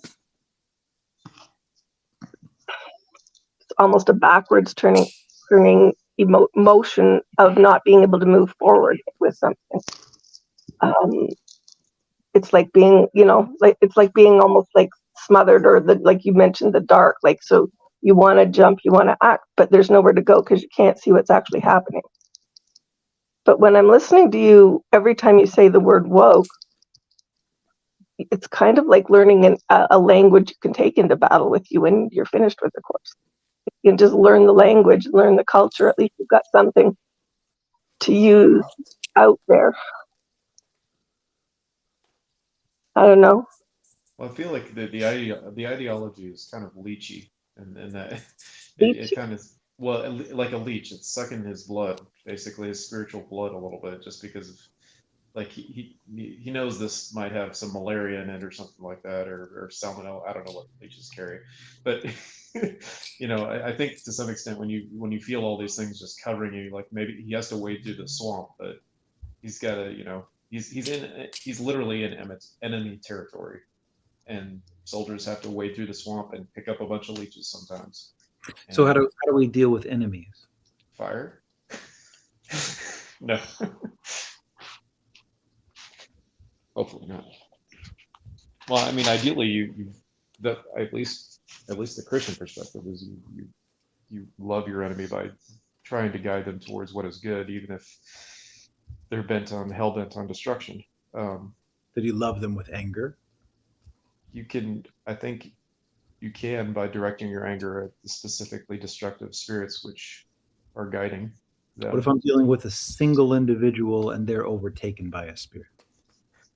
I have a scripture for that. Ooh. Well, and besides scriptures, that's where action comes in. Sometimes you have to plant your feet and just stand somewhere. Yeah. The problem is who is the person and what power do they have over you? Like I went through that with my ex. He's very carefully how to act, because you will get pushback. And Jacob's going through this with teachers who are going to give him a diploma or not, and he will get pushback. Okay, I'll tell you what really bothers me is because it's all bullshit, the teachers feel some sort of compulsion to like randomly give bad grades for things because they can't just give you a perfect grade regardless of what you put in. So that's even worse. Bullshit squared. We love to see it. How do you think that you should deal with that? I have an answer. Romans 12:19. Beloved, do not give yourselves, but rather give place to wrath. For it is written, vengeance is mine, I will repay, says the Lord. Therefore, if your enemy is hungry, feed him. If he is thirsty, give him a drink. For in so doing, you will heap coals of fire on his head. Do not be overcome by evil, but overcome evil with good. Are you reading that specifically to anger Jacob? Maybe it is. What if your enemy is giving you bullshit? What do you do then? I try really hard to have these conversations without bringing Paul into it. I try really. The thing with Paul is he's not. It's not like he's always wrong. Well, even a broken clock, right? Exactly. Mhm. Like, it's not like I have some supernatural, like, it's not like I believe he had some supernatural capacity to be wrong all the time. I don't If know. he did, It's not Joseph Smith. if he did, it would actually be like his writings would be more worthwhile. Like, at least you could just put a minus sign next to them and be like, there you go. So do you trust his advice or words about anger or how to deal with enemies? So this is the thing. Like, first of all, he's quoting Ecclesiastes. Again, That's gonna do it. That's gonna do it. I could quote. I could similarly quote like various parts of the Bible. No, but That's part of the problem. There are various parts of the Bible you can quote in different ways. The question becomes, what do you apply at any given situation? Like what is your North Star? Well, No. if you actually if you take that approach of never ever be angry, right? Then you're you're actually like taking parts of your Bible out. You really are. that's not what I'm saying. But okay. What are you saying? So, whenever I Please think tell of me- anger, Please tell me you're not saying the really bad thing of heaping coals on his head, which is, oh, that's how I'll get him. I'll be really good, and then God will destroy him. I guess I was going to use that part, but not in that way. I guess. I would hope so, because that's really bad theology. So here's what Paul is usually doing. He's admonishing like a father, right? Admonishment. Okay, it's the truth part rather than the grace part, right? It's judgment, not condemnation, but judgment, right? And so it's core, right, to logos as such, right, is truth and grace, right? And in order to bring about repentance, has to have judgment of separating wheat from chaff, right? So here's chaff. Chaff is wrong. Admonish the chaff. Call to repentance, and only if there's repentance can there be mercy and grace, right?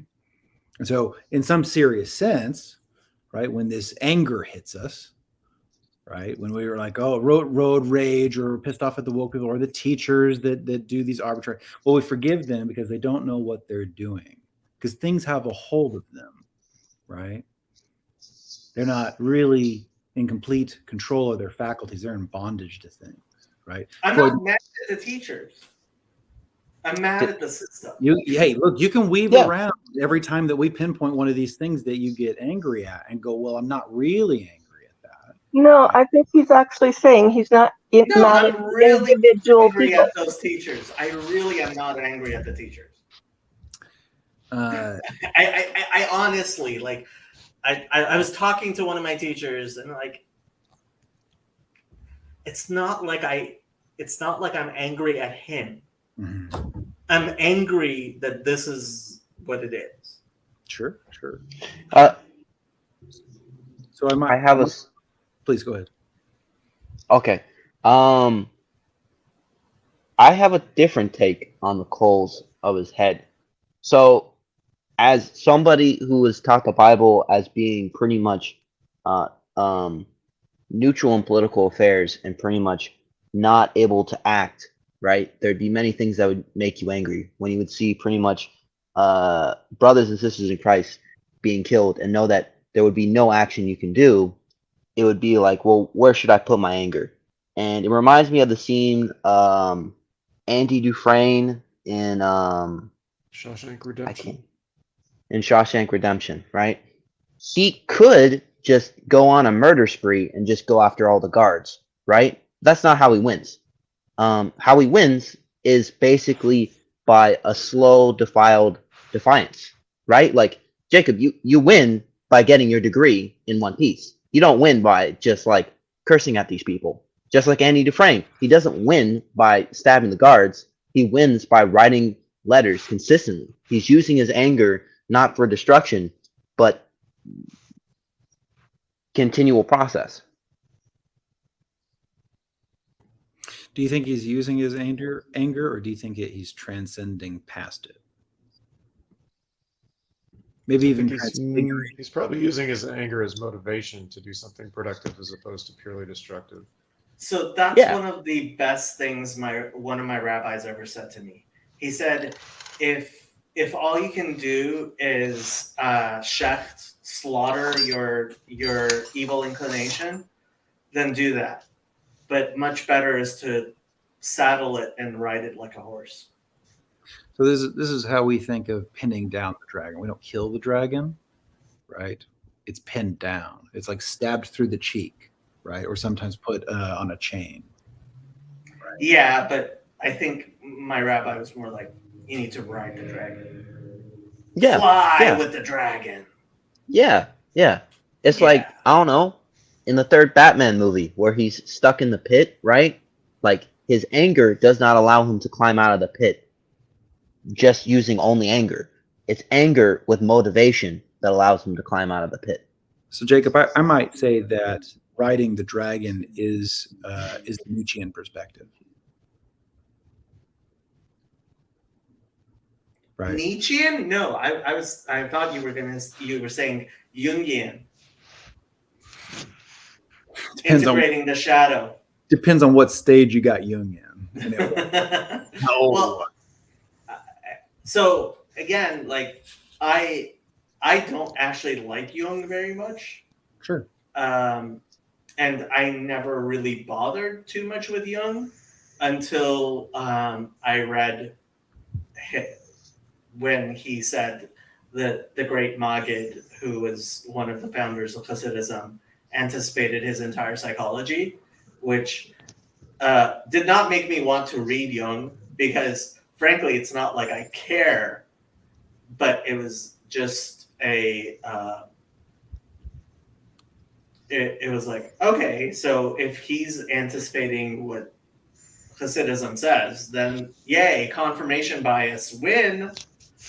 So the reason why I'm calling it Nietzschean, right, and I think that it's actually a fundamentally pagan idea, right, is that you think that you can use our Ares or Mars or whatever. You can think you can use this dragon for your own means, right? But what you find out real fast is that it uses you for its means. Okay, but what you have to realize is from, and I have seriously been theologically debating with this, from a truly monotheistic point of view, like, as long as you give up self, like, it doesn't even matter. Because the only thing standing between me and what God wants is me. So I definitely speak from a henotheistic perspective, right? And if I strictly empty myself out, other things come in, right? What I orient towards is what will come in, right? And so here's my heart, right? And if I empty my heart, then what I become is what I give my attention to. It fills my heart. right? And if I don't orient it towards the highest of high, right, then other things will fill it. So it's not only the emptying of self, but the emptying and orienting, and we would say transfiguration of your heart, right, towards the highest. In which the weird thing is, all right, we would profess that it doesn't take you over, right? That highest, unlike everything else, right? Like anger, Mars, Aries, Aphrodite, lust, whatever, these things, unlike those that are parasitic and take you over, when you orient towards the highest, it won't take you over. It will incarnate and walk with you.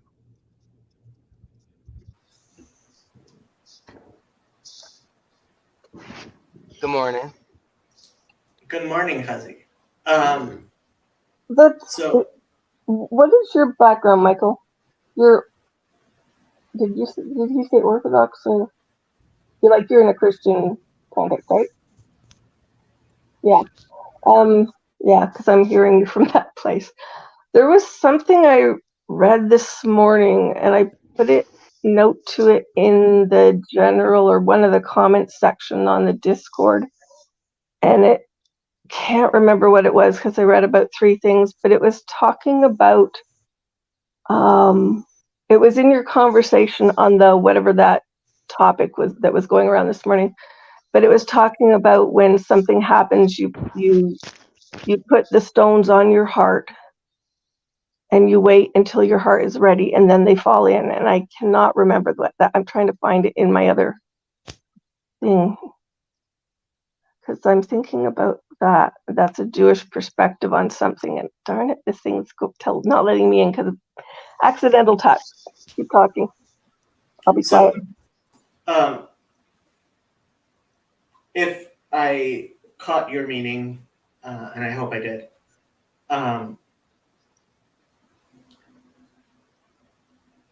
you view. So my answer to you is Ecclesiastes 3. For all things, there is a time and a season. There is a season in which I should be angry. Yes. Is there a season for pedophilia? So pedophilia, I mean, that's such a loaded term. Is there a I am using anger because because I am using anger because it is something that the Bible itself includes in things that have a purpose. It is not a pure evil. It can't be a pure evil if God displays anger. Right. And it does just say, in your anger, do not sin. The tricky thing is that we have a propensity to sin in our anger. It is not a biblical stance to say anger is always wrong. It simply isn't. I actually haven't made that case. Okay, then there's no equivalence with pedophilia. So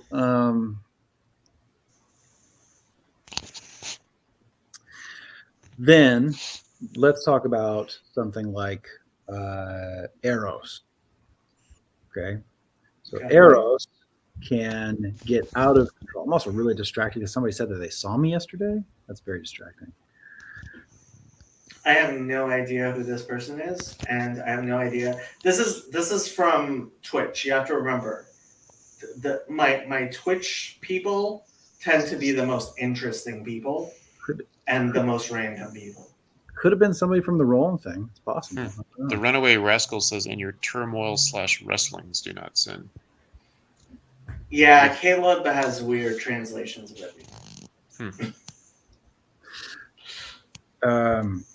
So Eros, right? If Eros is used, if it takes a hold of you, right, then it may use you for its means, rather than it being tamed under your foot, right, and guided by the light, let's say.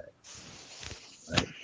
So the eros within a marriage, right, is beautiful and life giving, right? So then it still begs the question, because you're talking about how the anger can become this negative thing, this destructive thing. Right? That's the premise for this whole conversation.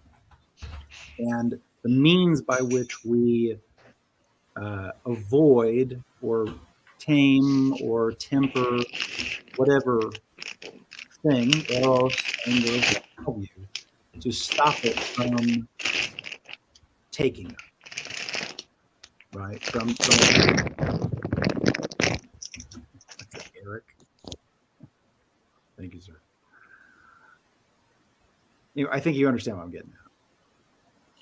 I get what you're getting at. I just think you're wrong. Well, what would you say that I'm wrong? What are you saying that I'm positing even? Like, it seems to me that you think of anger as something that takes over you, and I'm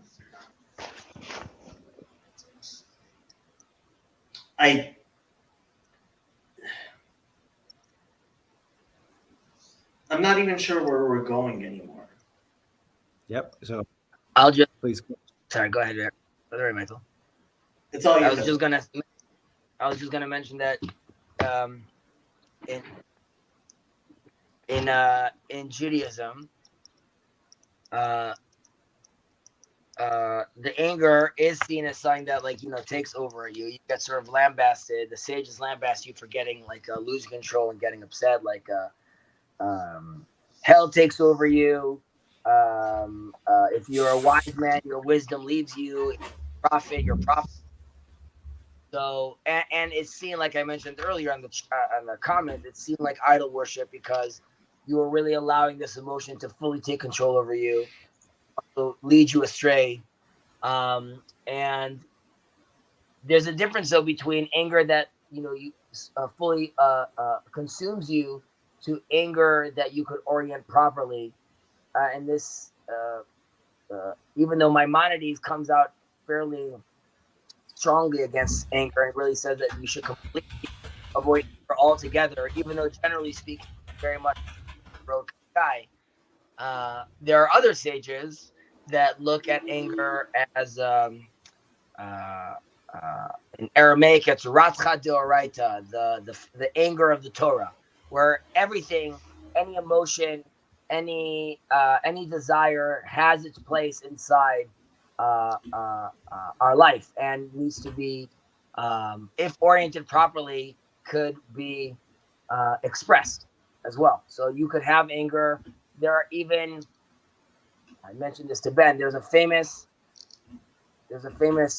Talmud Gemara discussion where there's this rabbi named Rabbi Nachman, and he has his wife, very wise woman named Yilta, and she wants to experience basically all that life has to give her, but she wants to do it within the rules of the Torah and the legal system. And she also wants to have meat and milk at the same time, which we know is obviously problematic.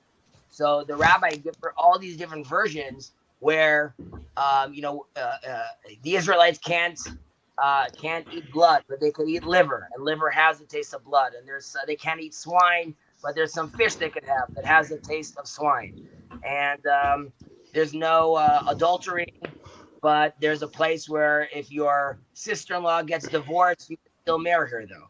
And ultimately, the crescendo is she wants meat and milk, and he prepares for her barbecued udders. And he shows her how, even the barbecued udders, there is a place where you could find this fusion of things that are seemingly not allowed. So I'd also say, in anger, if you could be angry, and Jacob, using this example, could be upset seeing that he's in a system that he's paying for that seemingly is there to be addressing the meaning crisis, but in reality is actually exacerbating the problem, I would say that is something that potentially is worthwhile getting angry about. Then the question is, what does that do? Does that anger then, it's a bit of hyperbole, but does anger result in personal destruction, which would be not doing my homework, not listening, not moving ahead, and like I can't go to the next stage of what I want to do? So then it's potentially taking over you because it's stopping you from the things you're doing. If me not doing my homework is a result of me trying to protest this and saying I am against what they're doing over here, then one would say leaving the program would probably make more sense as far as like anger if you're fully through that, saying like I need to erase this evil. Those are some thoughts. Sorry, that was convoluted. I enjoyed it. No, and honestly, like I was seriously considering just like dropping the program. Proper anger. No, I'm not saying that. I'm just saying like you should. No, and that's just me like looking for an excuse, like to not do something that's hard, and like, yeah, I don't think that's the proper course of action. But at the same time, I hate how there's no good way of translating this to English. You figure it out, Chazi. But like one of my rabbis once told me, you have to realize you're not the Balabite in your body. And that was like, yeah, that makes perfect sense. Like every time I can't control myself, I think I'm not the Balabite. Well, Balabite means you're not the homeowner, but you're not in control, and that's always true unless you're in orientation with yourself and ipso facto with God, right? And which leads to, you're saying you were angry. If I love thy neighbor as yourself, and I could actually see me in him, right? So at that point, I wouldn't get angry. But if I'm already at that point, then I'm in control. And if I see the other in myself, then I'm seeing the divine and the godly in myself. And at that point, I'm oriented. But Jacob, you're saying, like none of us are oriented properly most of the time. So, and let alone if like you lose control. This is like a more specific example to parents, but having anger towards your kids is very, very confusing because I clearly love my kid to the end of the world, and I'll do everything I need to protect him. And any movie where you see a father going crazy to save his son, and at the same time, there's something to it when you see like in movies where like where a parent wants to like, I just want to throw my kid out the window. You're like, that's a crazy thing to say. And you're like, well, he's driving me nuts. And you'd be like, how are you letting yourself completely be consumed by that anger? And that's why I do think the sages, when they say that it's like idol worship, it does completely take over. And Jacob's not going to like this, but we were talking about practical solutions for this. And this is not my recommendation for people. I'm just letting people know what I've done in my life to try to control some of this anger. But aside from prayer and meditation and all those good things, when I smoke marijuana, how did I know you were gonna go there? I already knew it. Based. The practice. Are we going to talk about Dionysus? Are we ready to talk about Dionysus? We could go there as well, but it's similar because, well, I would say there is what is seen as paranoia when people smoke. They definitely know they're looking at me. People are judging me. That kind of feeling that people sometimes have. If you could channel that into looking at yourself, doing deep exploration of why did I just get upset? Why did I just get angry? and use that time to really see how you react differently. There's a difference between wanting to, stepping on a Lego toy after you come home late from work and there's a report missing or he wants your attention and you just start getting angry because of Lego outside, to coming home and being like, this color blue of this Lego is the most amazing color blue. Let's sit down together and play beautiful Lego game and build a castle. Now, okay, I was not going to make this. I was not going to make this confession. This was literally the first time in my life that I have used performance-enhancing drugs to do homework. I took a shot of tequila before I wrote my paper. It's And not performance enhancing. yeah, it is, because I needed something to like numb my mind enough to write that paper. Mm. Yeah, it kills your ego just enough. And honestly, like, ever since I've been like, did I just do that? I used alcohol. Like, this is the first time in my life I have ever used alcohol in that manner. Mm. In fairness, I'm pretty sure Marx did. So if you're gonna fight fire with fire, And I was actually talking to somebody I don't normally get to talk to because he's a very, very wise and busy man, but he messaged me because of something, and he asked how you're doing, and I told him, and he's like, I'm like, maybe alcohol is the answer here, and he's like, nope, it's not the answer. Sorry. I'll read what he wrote. I read. He wrote, drugs are not the answer. It must be internally developed. Having been there, bitter about opportunities and angry about the boredom of everyday life, my path through was discipline focused, separating my ego from me. THC and alcohol, but neither of those helped. But Jacob, what I would prescribe someone right now as like, oh, just do this every day, and you're fine. Nor do I do that. My point being is, if you are mature enough to, whether it's psychedelics or whatever it is, even if it's meditation, whether you're mature enough to put yourself in a position where you could look at yourself and self-analyze, that's really just, I mean, I'm very for people going to therapy and treating it as sort of a brain palace where they could really look and observe and see themselves. You could come out of that state with, you could come out of this state reinvigorated, reinforced with positive energy, which I at least feel when I am not in those states. I try to tap back into that mindset where I was, those memories, those thoughts, to assist me and to remind me that like my mindset, my whole mindset could have shifted. Like the fact that I'm angry right now is like, these are just chemicals going through. I mean, these are emotions, these are chemicals going through my body right now. And I have to be able to control these. So I have felt that has been beneficial. But well, alcohol is not the solution. It's just a lubricant that allows you to get to a solution sometimes. Just a little. Okay, so I'm going to turn into a pumpkin here, folks, but I'll say one last thing. Bibbidi bobbidi boo.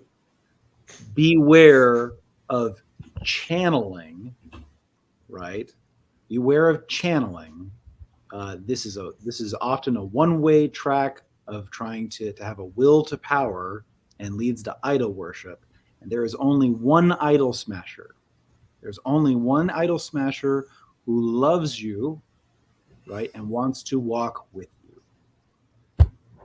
Good night. Good night. Good night, sir. Ah, It wasn't bibbidi bobbidi boo. it wasn't. Oh, You know, I mean, in fairness, Jacob, this is you brought this upon yourself, allowing Christians on this thing. Yeah. Oh, you mean his point about Jesus? Yeah, Yes. whatever. That's completely unconvincing to me. I know. I know.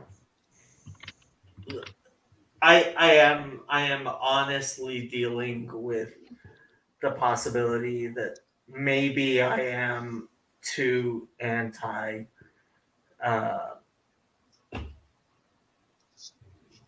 yeah, maybe I am like too yeah, I don't know. You have too much of an appreciation for integrity and to be able to integrate something and speak untruths on such a regular basis at the very least. Oh no, I mean maybe I am too anti drugs and alcohol. Oh, that too. Yeah. I'm telling you, you're gonna get lit in Jerusalem. I'm telling you. No. See, this is one of the reasons I haven't been back to Israel in 23 years. Like the idea of being my disgusting self in the land of Israel is just frightening. Has he seemed, fine, Yeah, he's a Zionist. I seem fine. I think it's the Zaza. I think it calms him down. I think we need to take his advice. Yeah, so I'll go back to the Holy Land and be even more disgusting than my disgusting self is in the United States. Yeah, that'll be great. People need to caution when doing things like that. I think as technology advances and medical technology advances, like you'll be able to find like much better fits, much better doses, much better strains that really fit each individual. But you didn't even meet up with my cousin, the psychiatrist, who uses psychedelics in his practice. How dare you? Told me it wasn't going to happen this trip. They had a jam-packed schedule. I could also understand why his priority wasn't to meet my cousin's online friend. That while I'm visiting in Israel right now, it's very important for you to meet this guy. I get it. I reached out. I don't know if it's really not a one size fits all, and you could definitely have paradoxical events. And I've had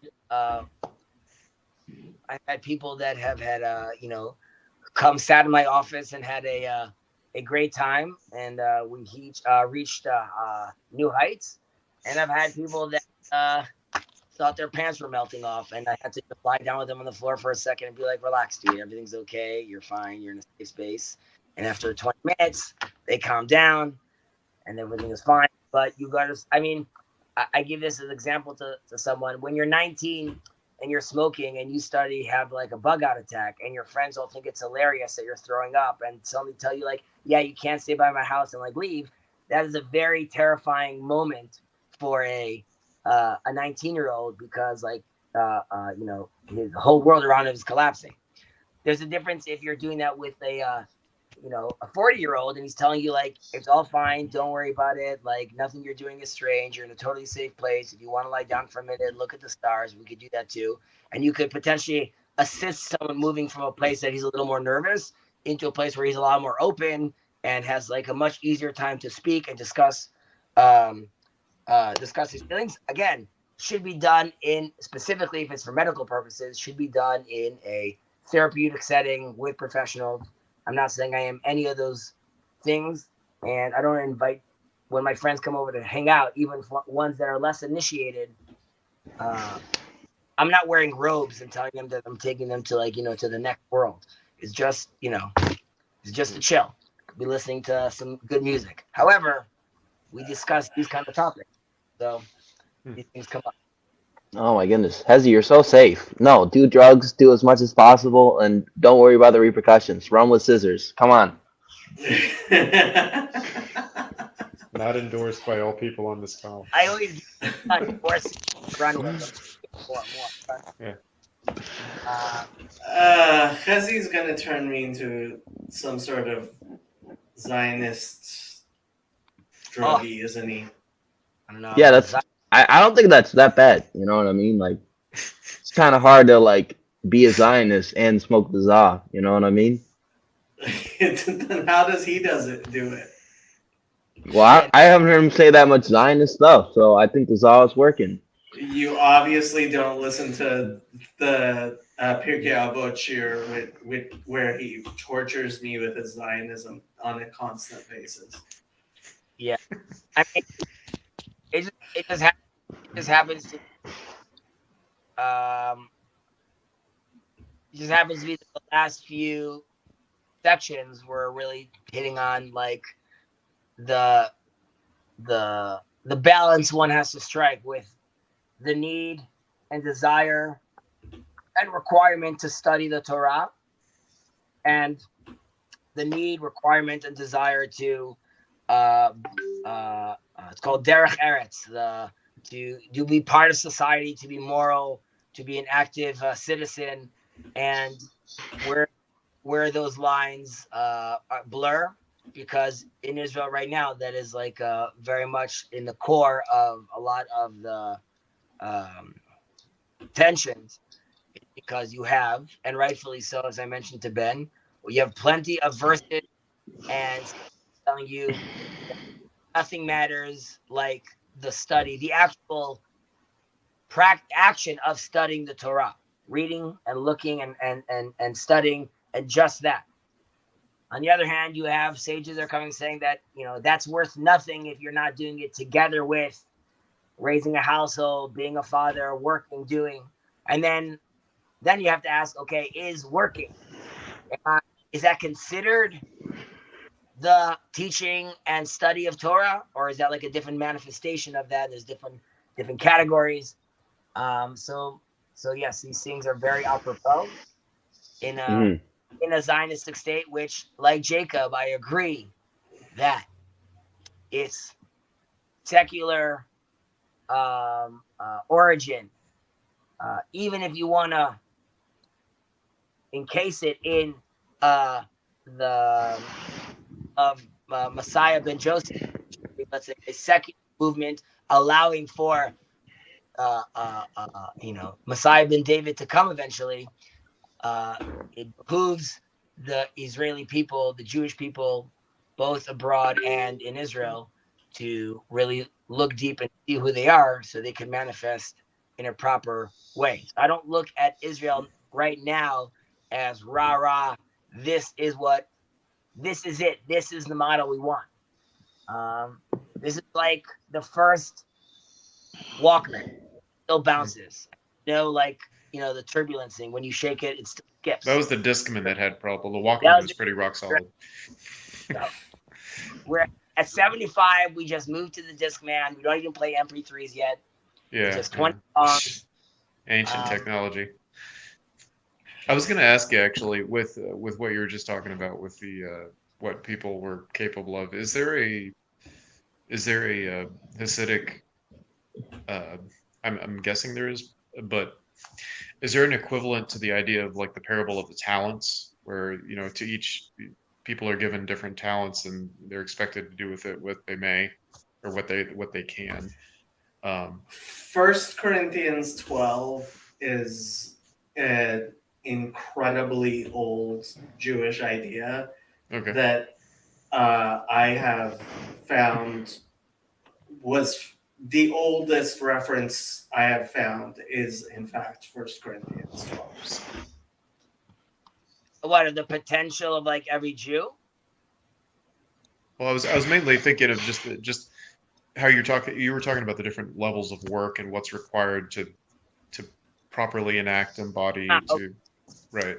So I mean, I would take it to, at least my general understanding is that like there are different levels. Like for a person that's invalid, they may not be able to work it out in the same way as just reading, studying, sharing. So there definitely is that, and once the oral Torah about the requirements of whether men, women, children, like you just said, all their different requirements. And if you can't make a blessing, you have to hear a blessing. Like if you're not we definitely get into that. And over the years, there's been like reform on that end. Like, oh, this person, a good example would be like, how do we look at, let's say, kids with Down syndrome, and then realizing like from thinking that they're not involved at all to realizing how like they're a lot more in tune than we are in some cases. So Judaism does progress on that front. There's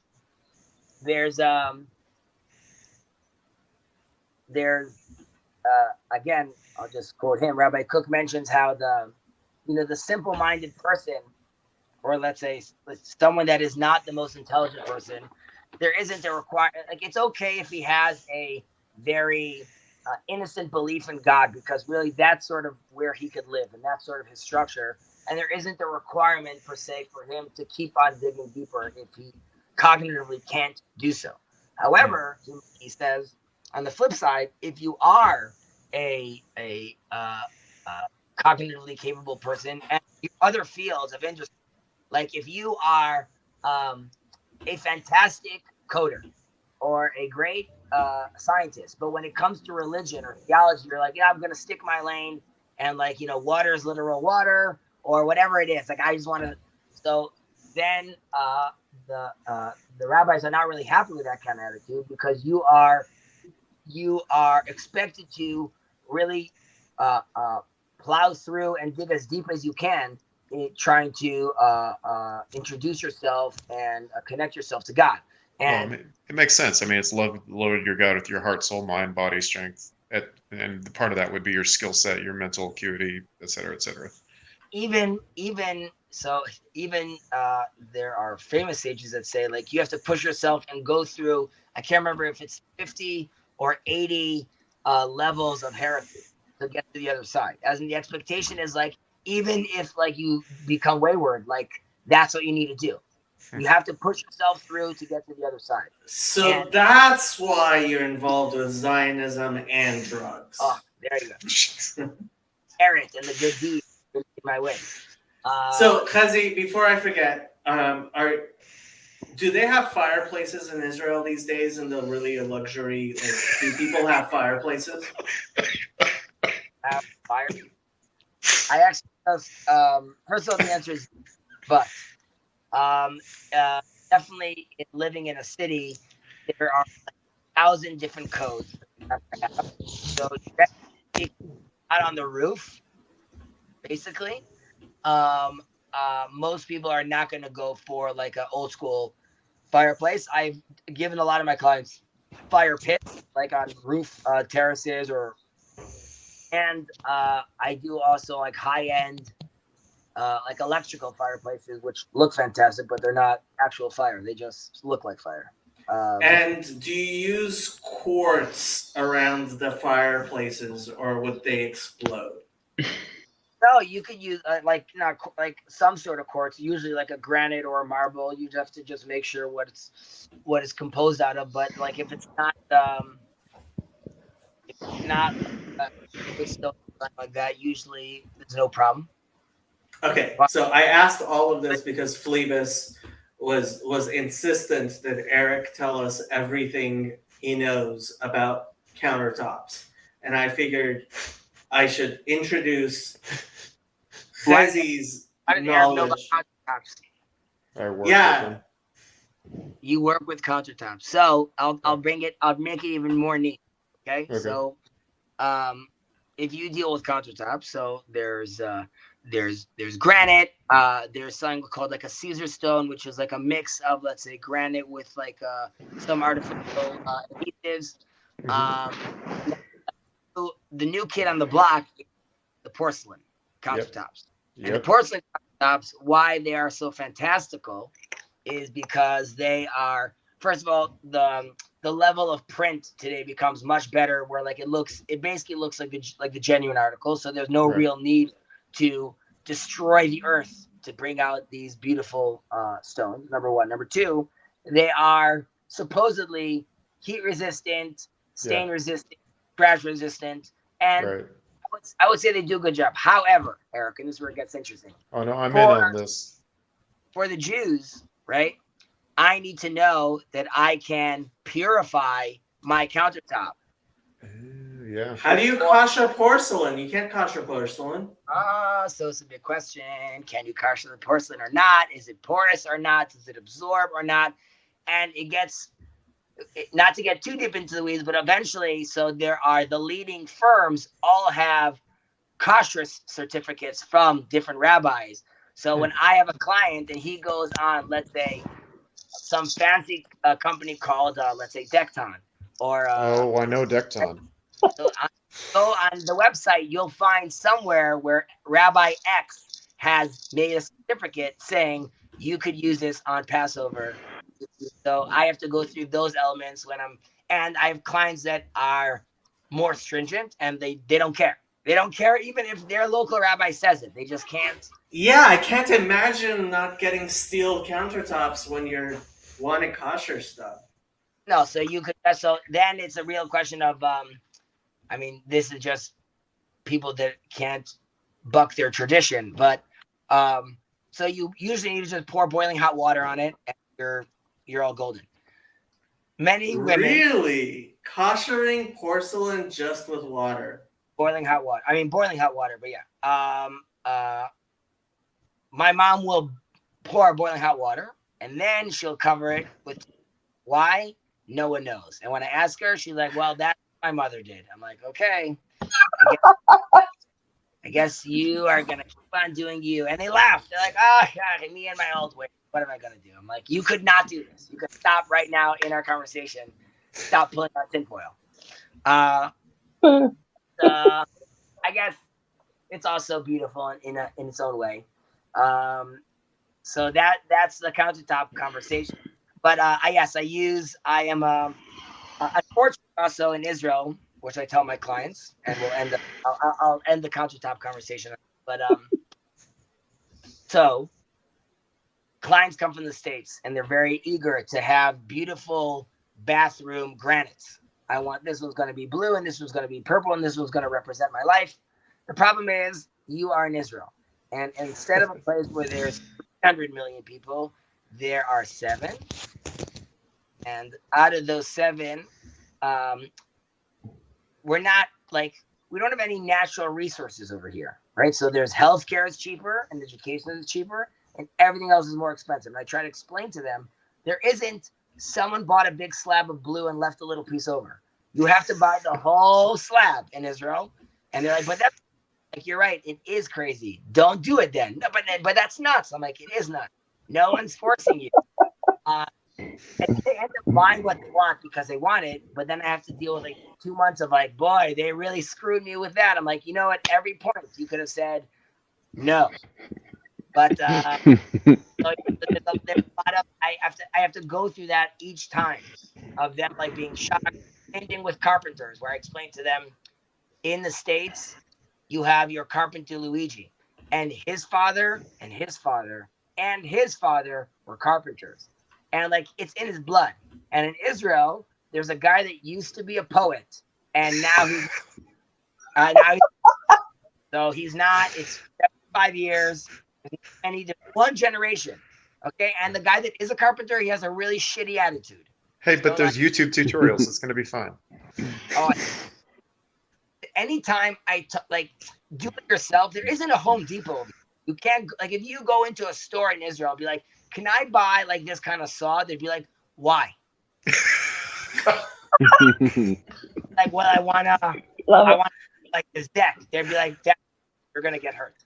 Be like, no, I want to do it. They'll literally have a hard time. They'll call someone else over. They'll be like, listen to this jackass. He wants to deck, and he can give you the luck.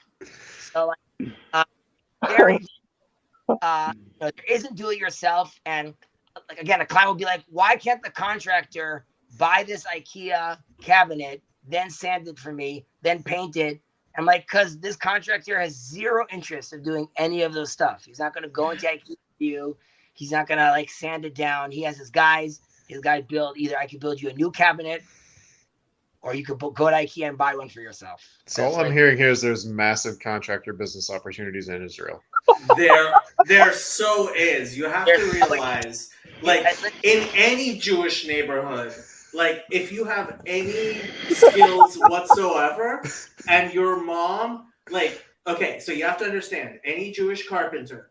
So, I hope you don't mind me pointing this out, Eric, but you know, you have 9 fingers. A Jew who's missing a finger, like that's like your mom is a failure in life. Oh. Awkward. Well, you almost have Gentile. Crews in Israel. Terrible, but I thrive under low expectations. Are there actually Jewish carpenters?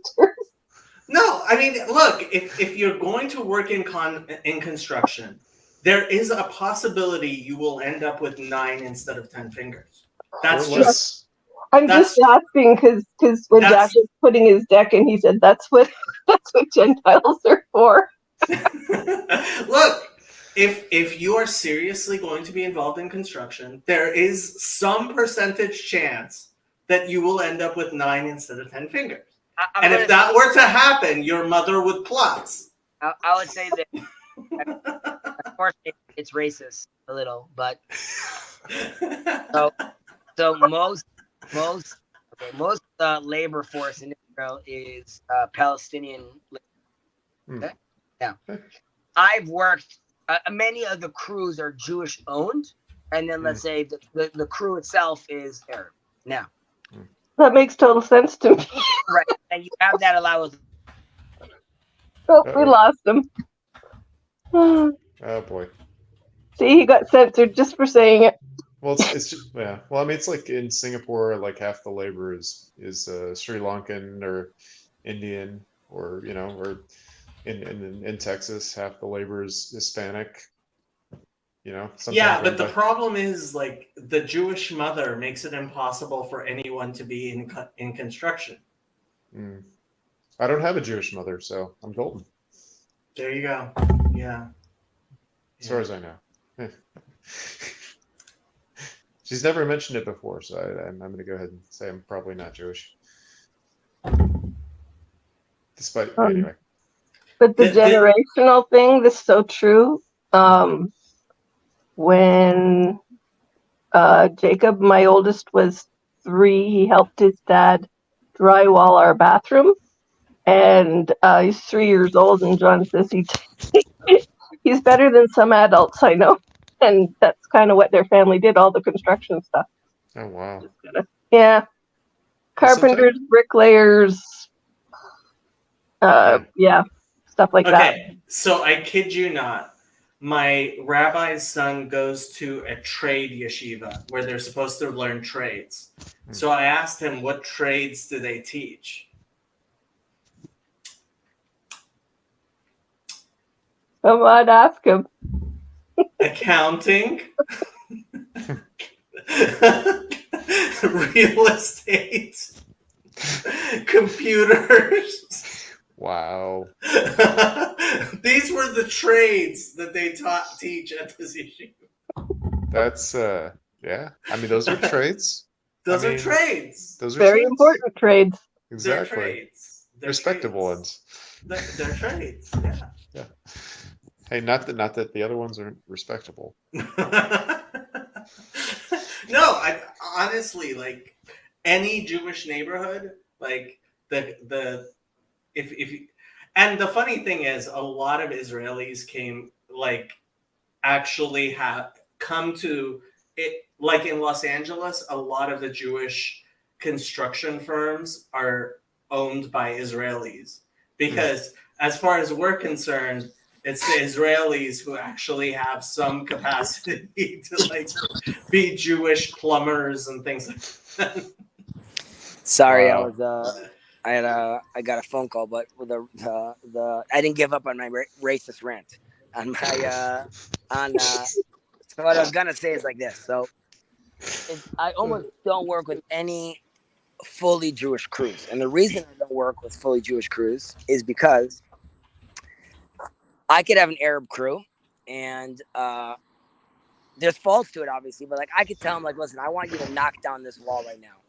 He is going to knock down this wall. It doesn't matter if it's a supporting wall, if it's a kindergarten on the other side. He is knocking down this wall no matter what. Knock, knock, knock. If he loses the hammer, he's using his head. He's knocking down his wall. If you go to a Jewish contractor and tell him, I want you to knock down this wall. You come back a week later, the wall's not knocked down. He's like, listen, I was thinking about it. Why knock down a wall? What does a wall even mean? Do we want to, like, you have to get into this halachic Torah conversation about what does walls mean? And do Maybe you I agree am with this? Jewish. So many opinions of Jews.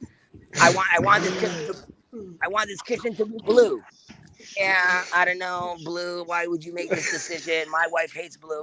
It's a completely different mindset. Also, Jews schmooze, right? So there could be an Arab crew on site.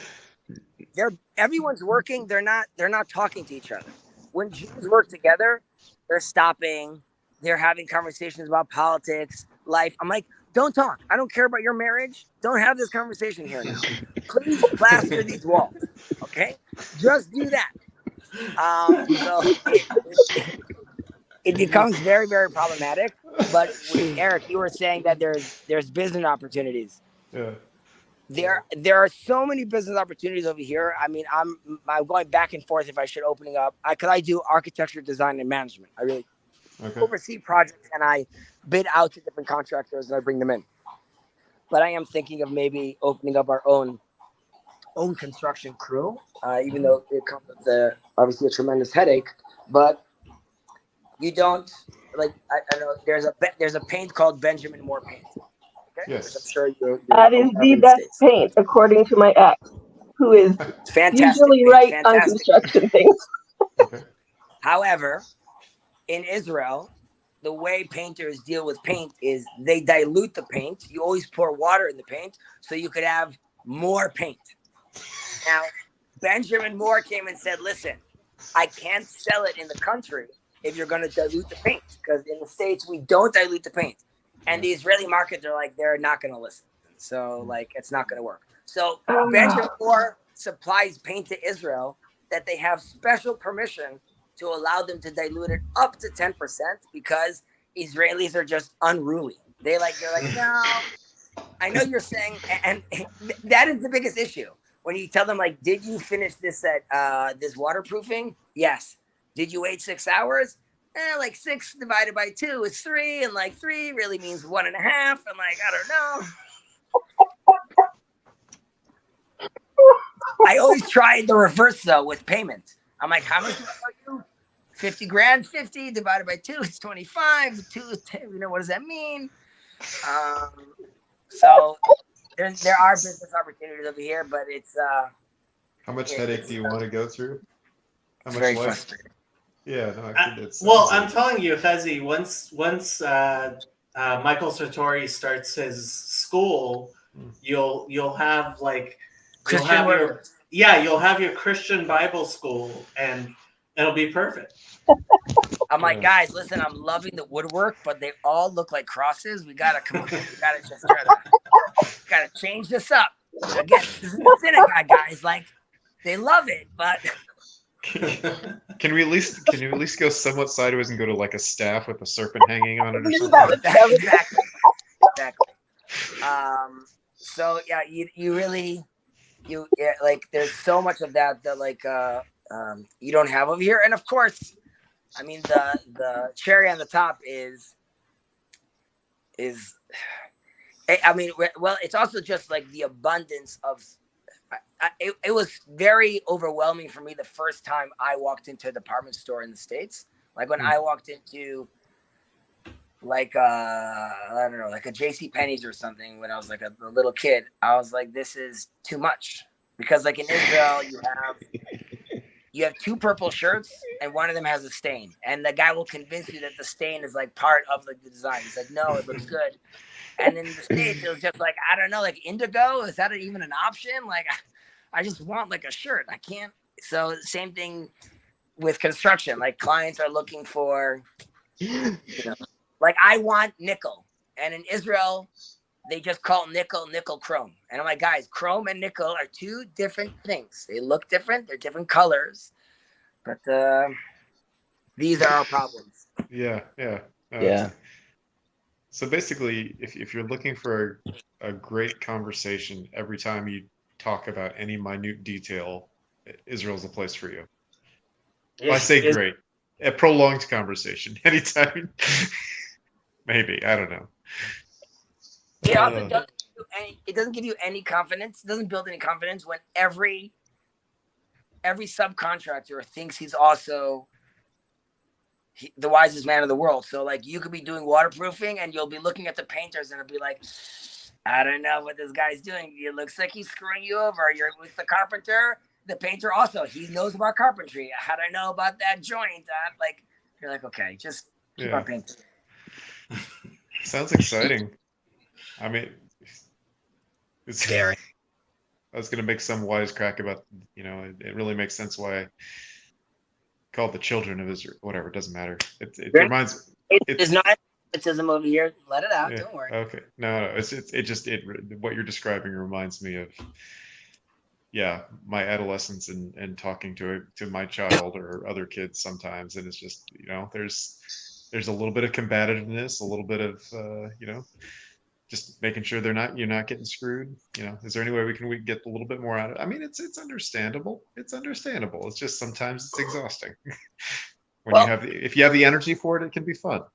If you don't, torture.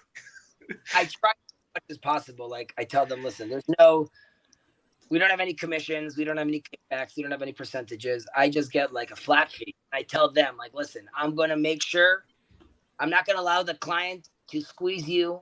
I tell clients like, they'll be like, well, can the carpenter come down any lower?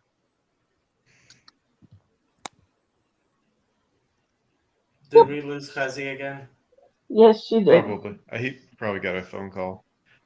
Well, you should probably lose me too, because I also need to sleep. So I was thinking it's 1:30. I should be at work at 9. Yeah. I needed a laugh. It's all Trey's fault. It is. Wait, we're blaming Trey for this? Oh, okay. Yes, I am the Antichrist. Oh no. What's a Jewish version of the Antichrist? You guys got that? Nope. The Antichrist is a concept Christians came up with because it was obvious Jesus wasn't the Messiah. And then when better candidates came up, Christianity was like, yeah, that's the Antichrist.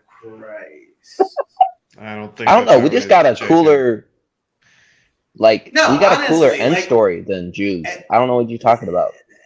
Like, what do you do as a Christian when you end up with a better candidate for the Messiah than Jesus? Ignore it and kill him. Easy peasy. Exactly. There you go. Yeah.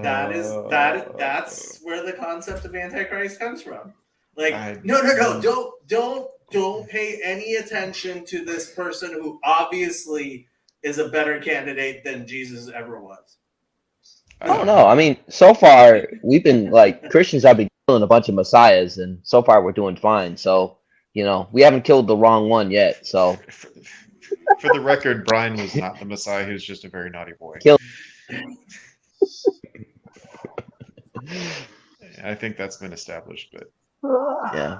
I hate to tell you, but if you kill him, he wasn't the Messiah. Well, that's why he came back to life. Easy peasy. Yeah, that's easy. That means you're giving pro killing. I like it, I'm not pro killing, but if you do manage to kill him, he wasn't the Messiah. Easy way to test him. Stay dead. Yeah. I don't know. I just think Jews got to work on their whole end times stuff. You guys don't get the chutzpah. You know what I mean? The Christians have.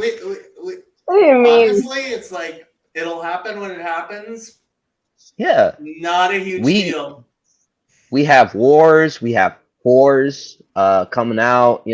Riding dogs and all that stuff. And we have Antichrist. I mean, we got so much end times lore. Boy, you wouldn't even expect it. Come on. We don't expect it. I know. It's just like he comes back, nothing, and then it's all good. Like you need some conflict. You know what I Who mean? said who even said back? He just comes. He just comes. Yeah. Oh goodness. All right, Ugh. I gotta go. Lovely chatting with you folks. Give Try a not to Yeah. do anything I would do. I'm not currently taking any sort of classes to do any of that stuff, so I'm Good. purely self-taught. Hooray! It's cheap that way. Cheapish. Anyway, good night, y'all. Good night, Eric. Good It night. was nice having you. So I'm Okay. trying to Is, decide whether to drive up to Chesapeake or spend $2,000 to maybe fly into Chesapeake because the highway's closed for fire. Why are you going to Chesapeake? Year 3. I was going to go 2 years ago and went right after Jack died and just kind of, take one of those journeys. And yeah, his friend that introduced me, she was going with me and is just canceled for the 3rd time. Valid reasons, but still. So you're thinking of going to Chesapeake? I've got a yourself? place booked up there. I don't know. Can you cancel the booking? Yeah, probably. I got to call him and talk to him about it and just kind of. And then I've got a week booked off in September. Hmm. Yeah. $2,000 sounds like a lot for a weekend. Yeah. Oh, $2,000 is a lot for a weekend. Yeah. Well, how long are you going to go for? It was going to be longer than Chino because Chino was around 2,000 for a weekend. Well, it's more This than a was weekend. going to be 10 days maybe, but we were supposed to drive up there 2 days up, 2 days back, 4 days, 5 days there. So, but the highway's literally closed. They've got people that are stuck at, mile marker 300 and whatever, and it was fine when I left at mile marker 0, but now Well, I'm also you're spending Canadian dollars, so that's like what, $200? no, that's Joking. $2,000 Canadian to fly up into Northern Ontario. Yeah, how much is that in American dollars? Well, if you take a third off, it'd be about probably for both ways 900, 800. I don't know. Air Quebec. 2,000 Canadian is 1,500 US dollars. Okay, yeah, there you go. So that would be for the According flight. to Google. That would be for the flight, and she was going to drive, and I had $300 a night house booked because she couldn't stay in the B&B. So I'm kind of going, okay, For so 10 days? 5 nights actually, 10 days whole trip total, 2 days Okay. drive. So that would be, yeah, 5 days, that's $1,500. yeah, I know. I should just not do this. Sounds like a really expensive trip. Yeah. At some point, I want to just get in the car and go up there and just see. But, I'm still wishing it was the beginning of May 2021 that I did that. But I would have had to stare the cops down and tell them I lived there because technically the borders were closed. Yeah. Life is stupid. It can be. Life is stupid.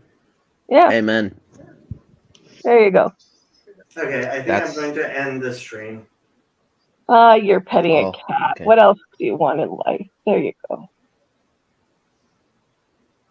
Good night, Shadow. Good night, Shadow. She's adorable. Good night, Jacob. I am ending this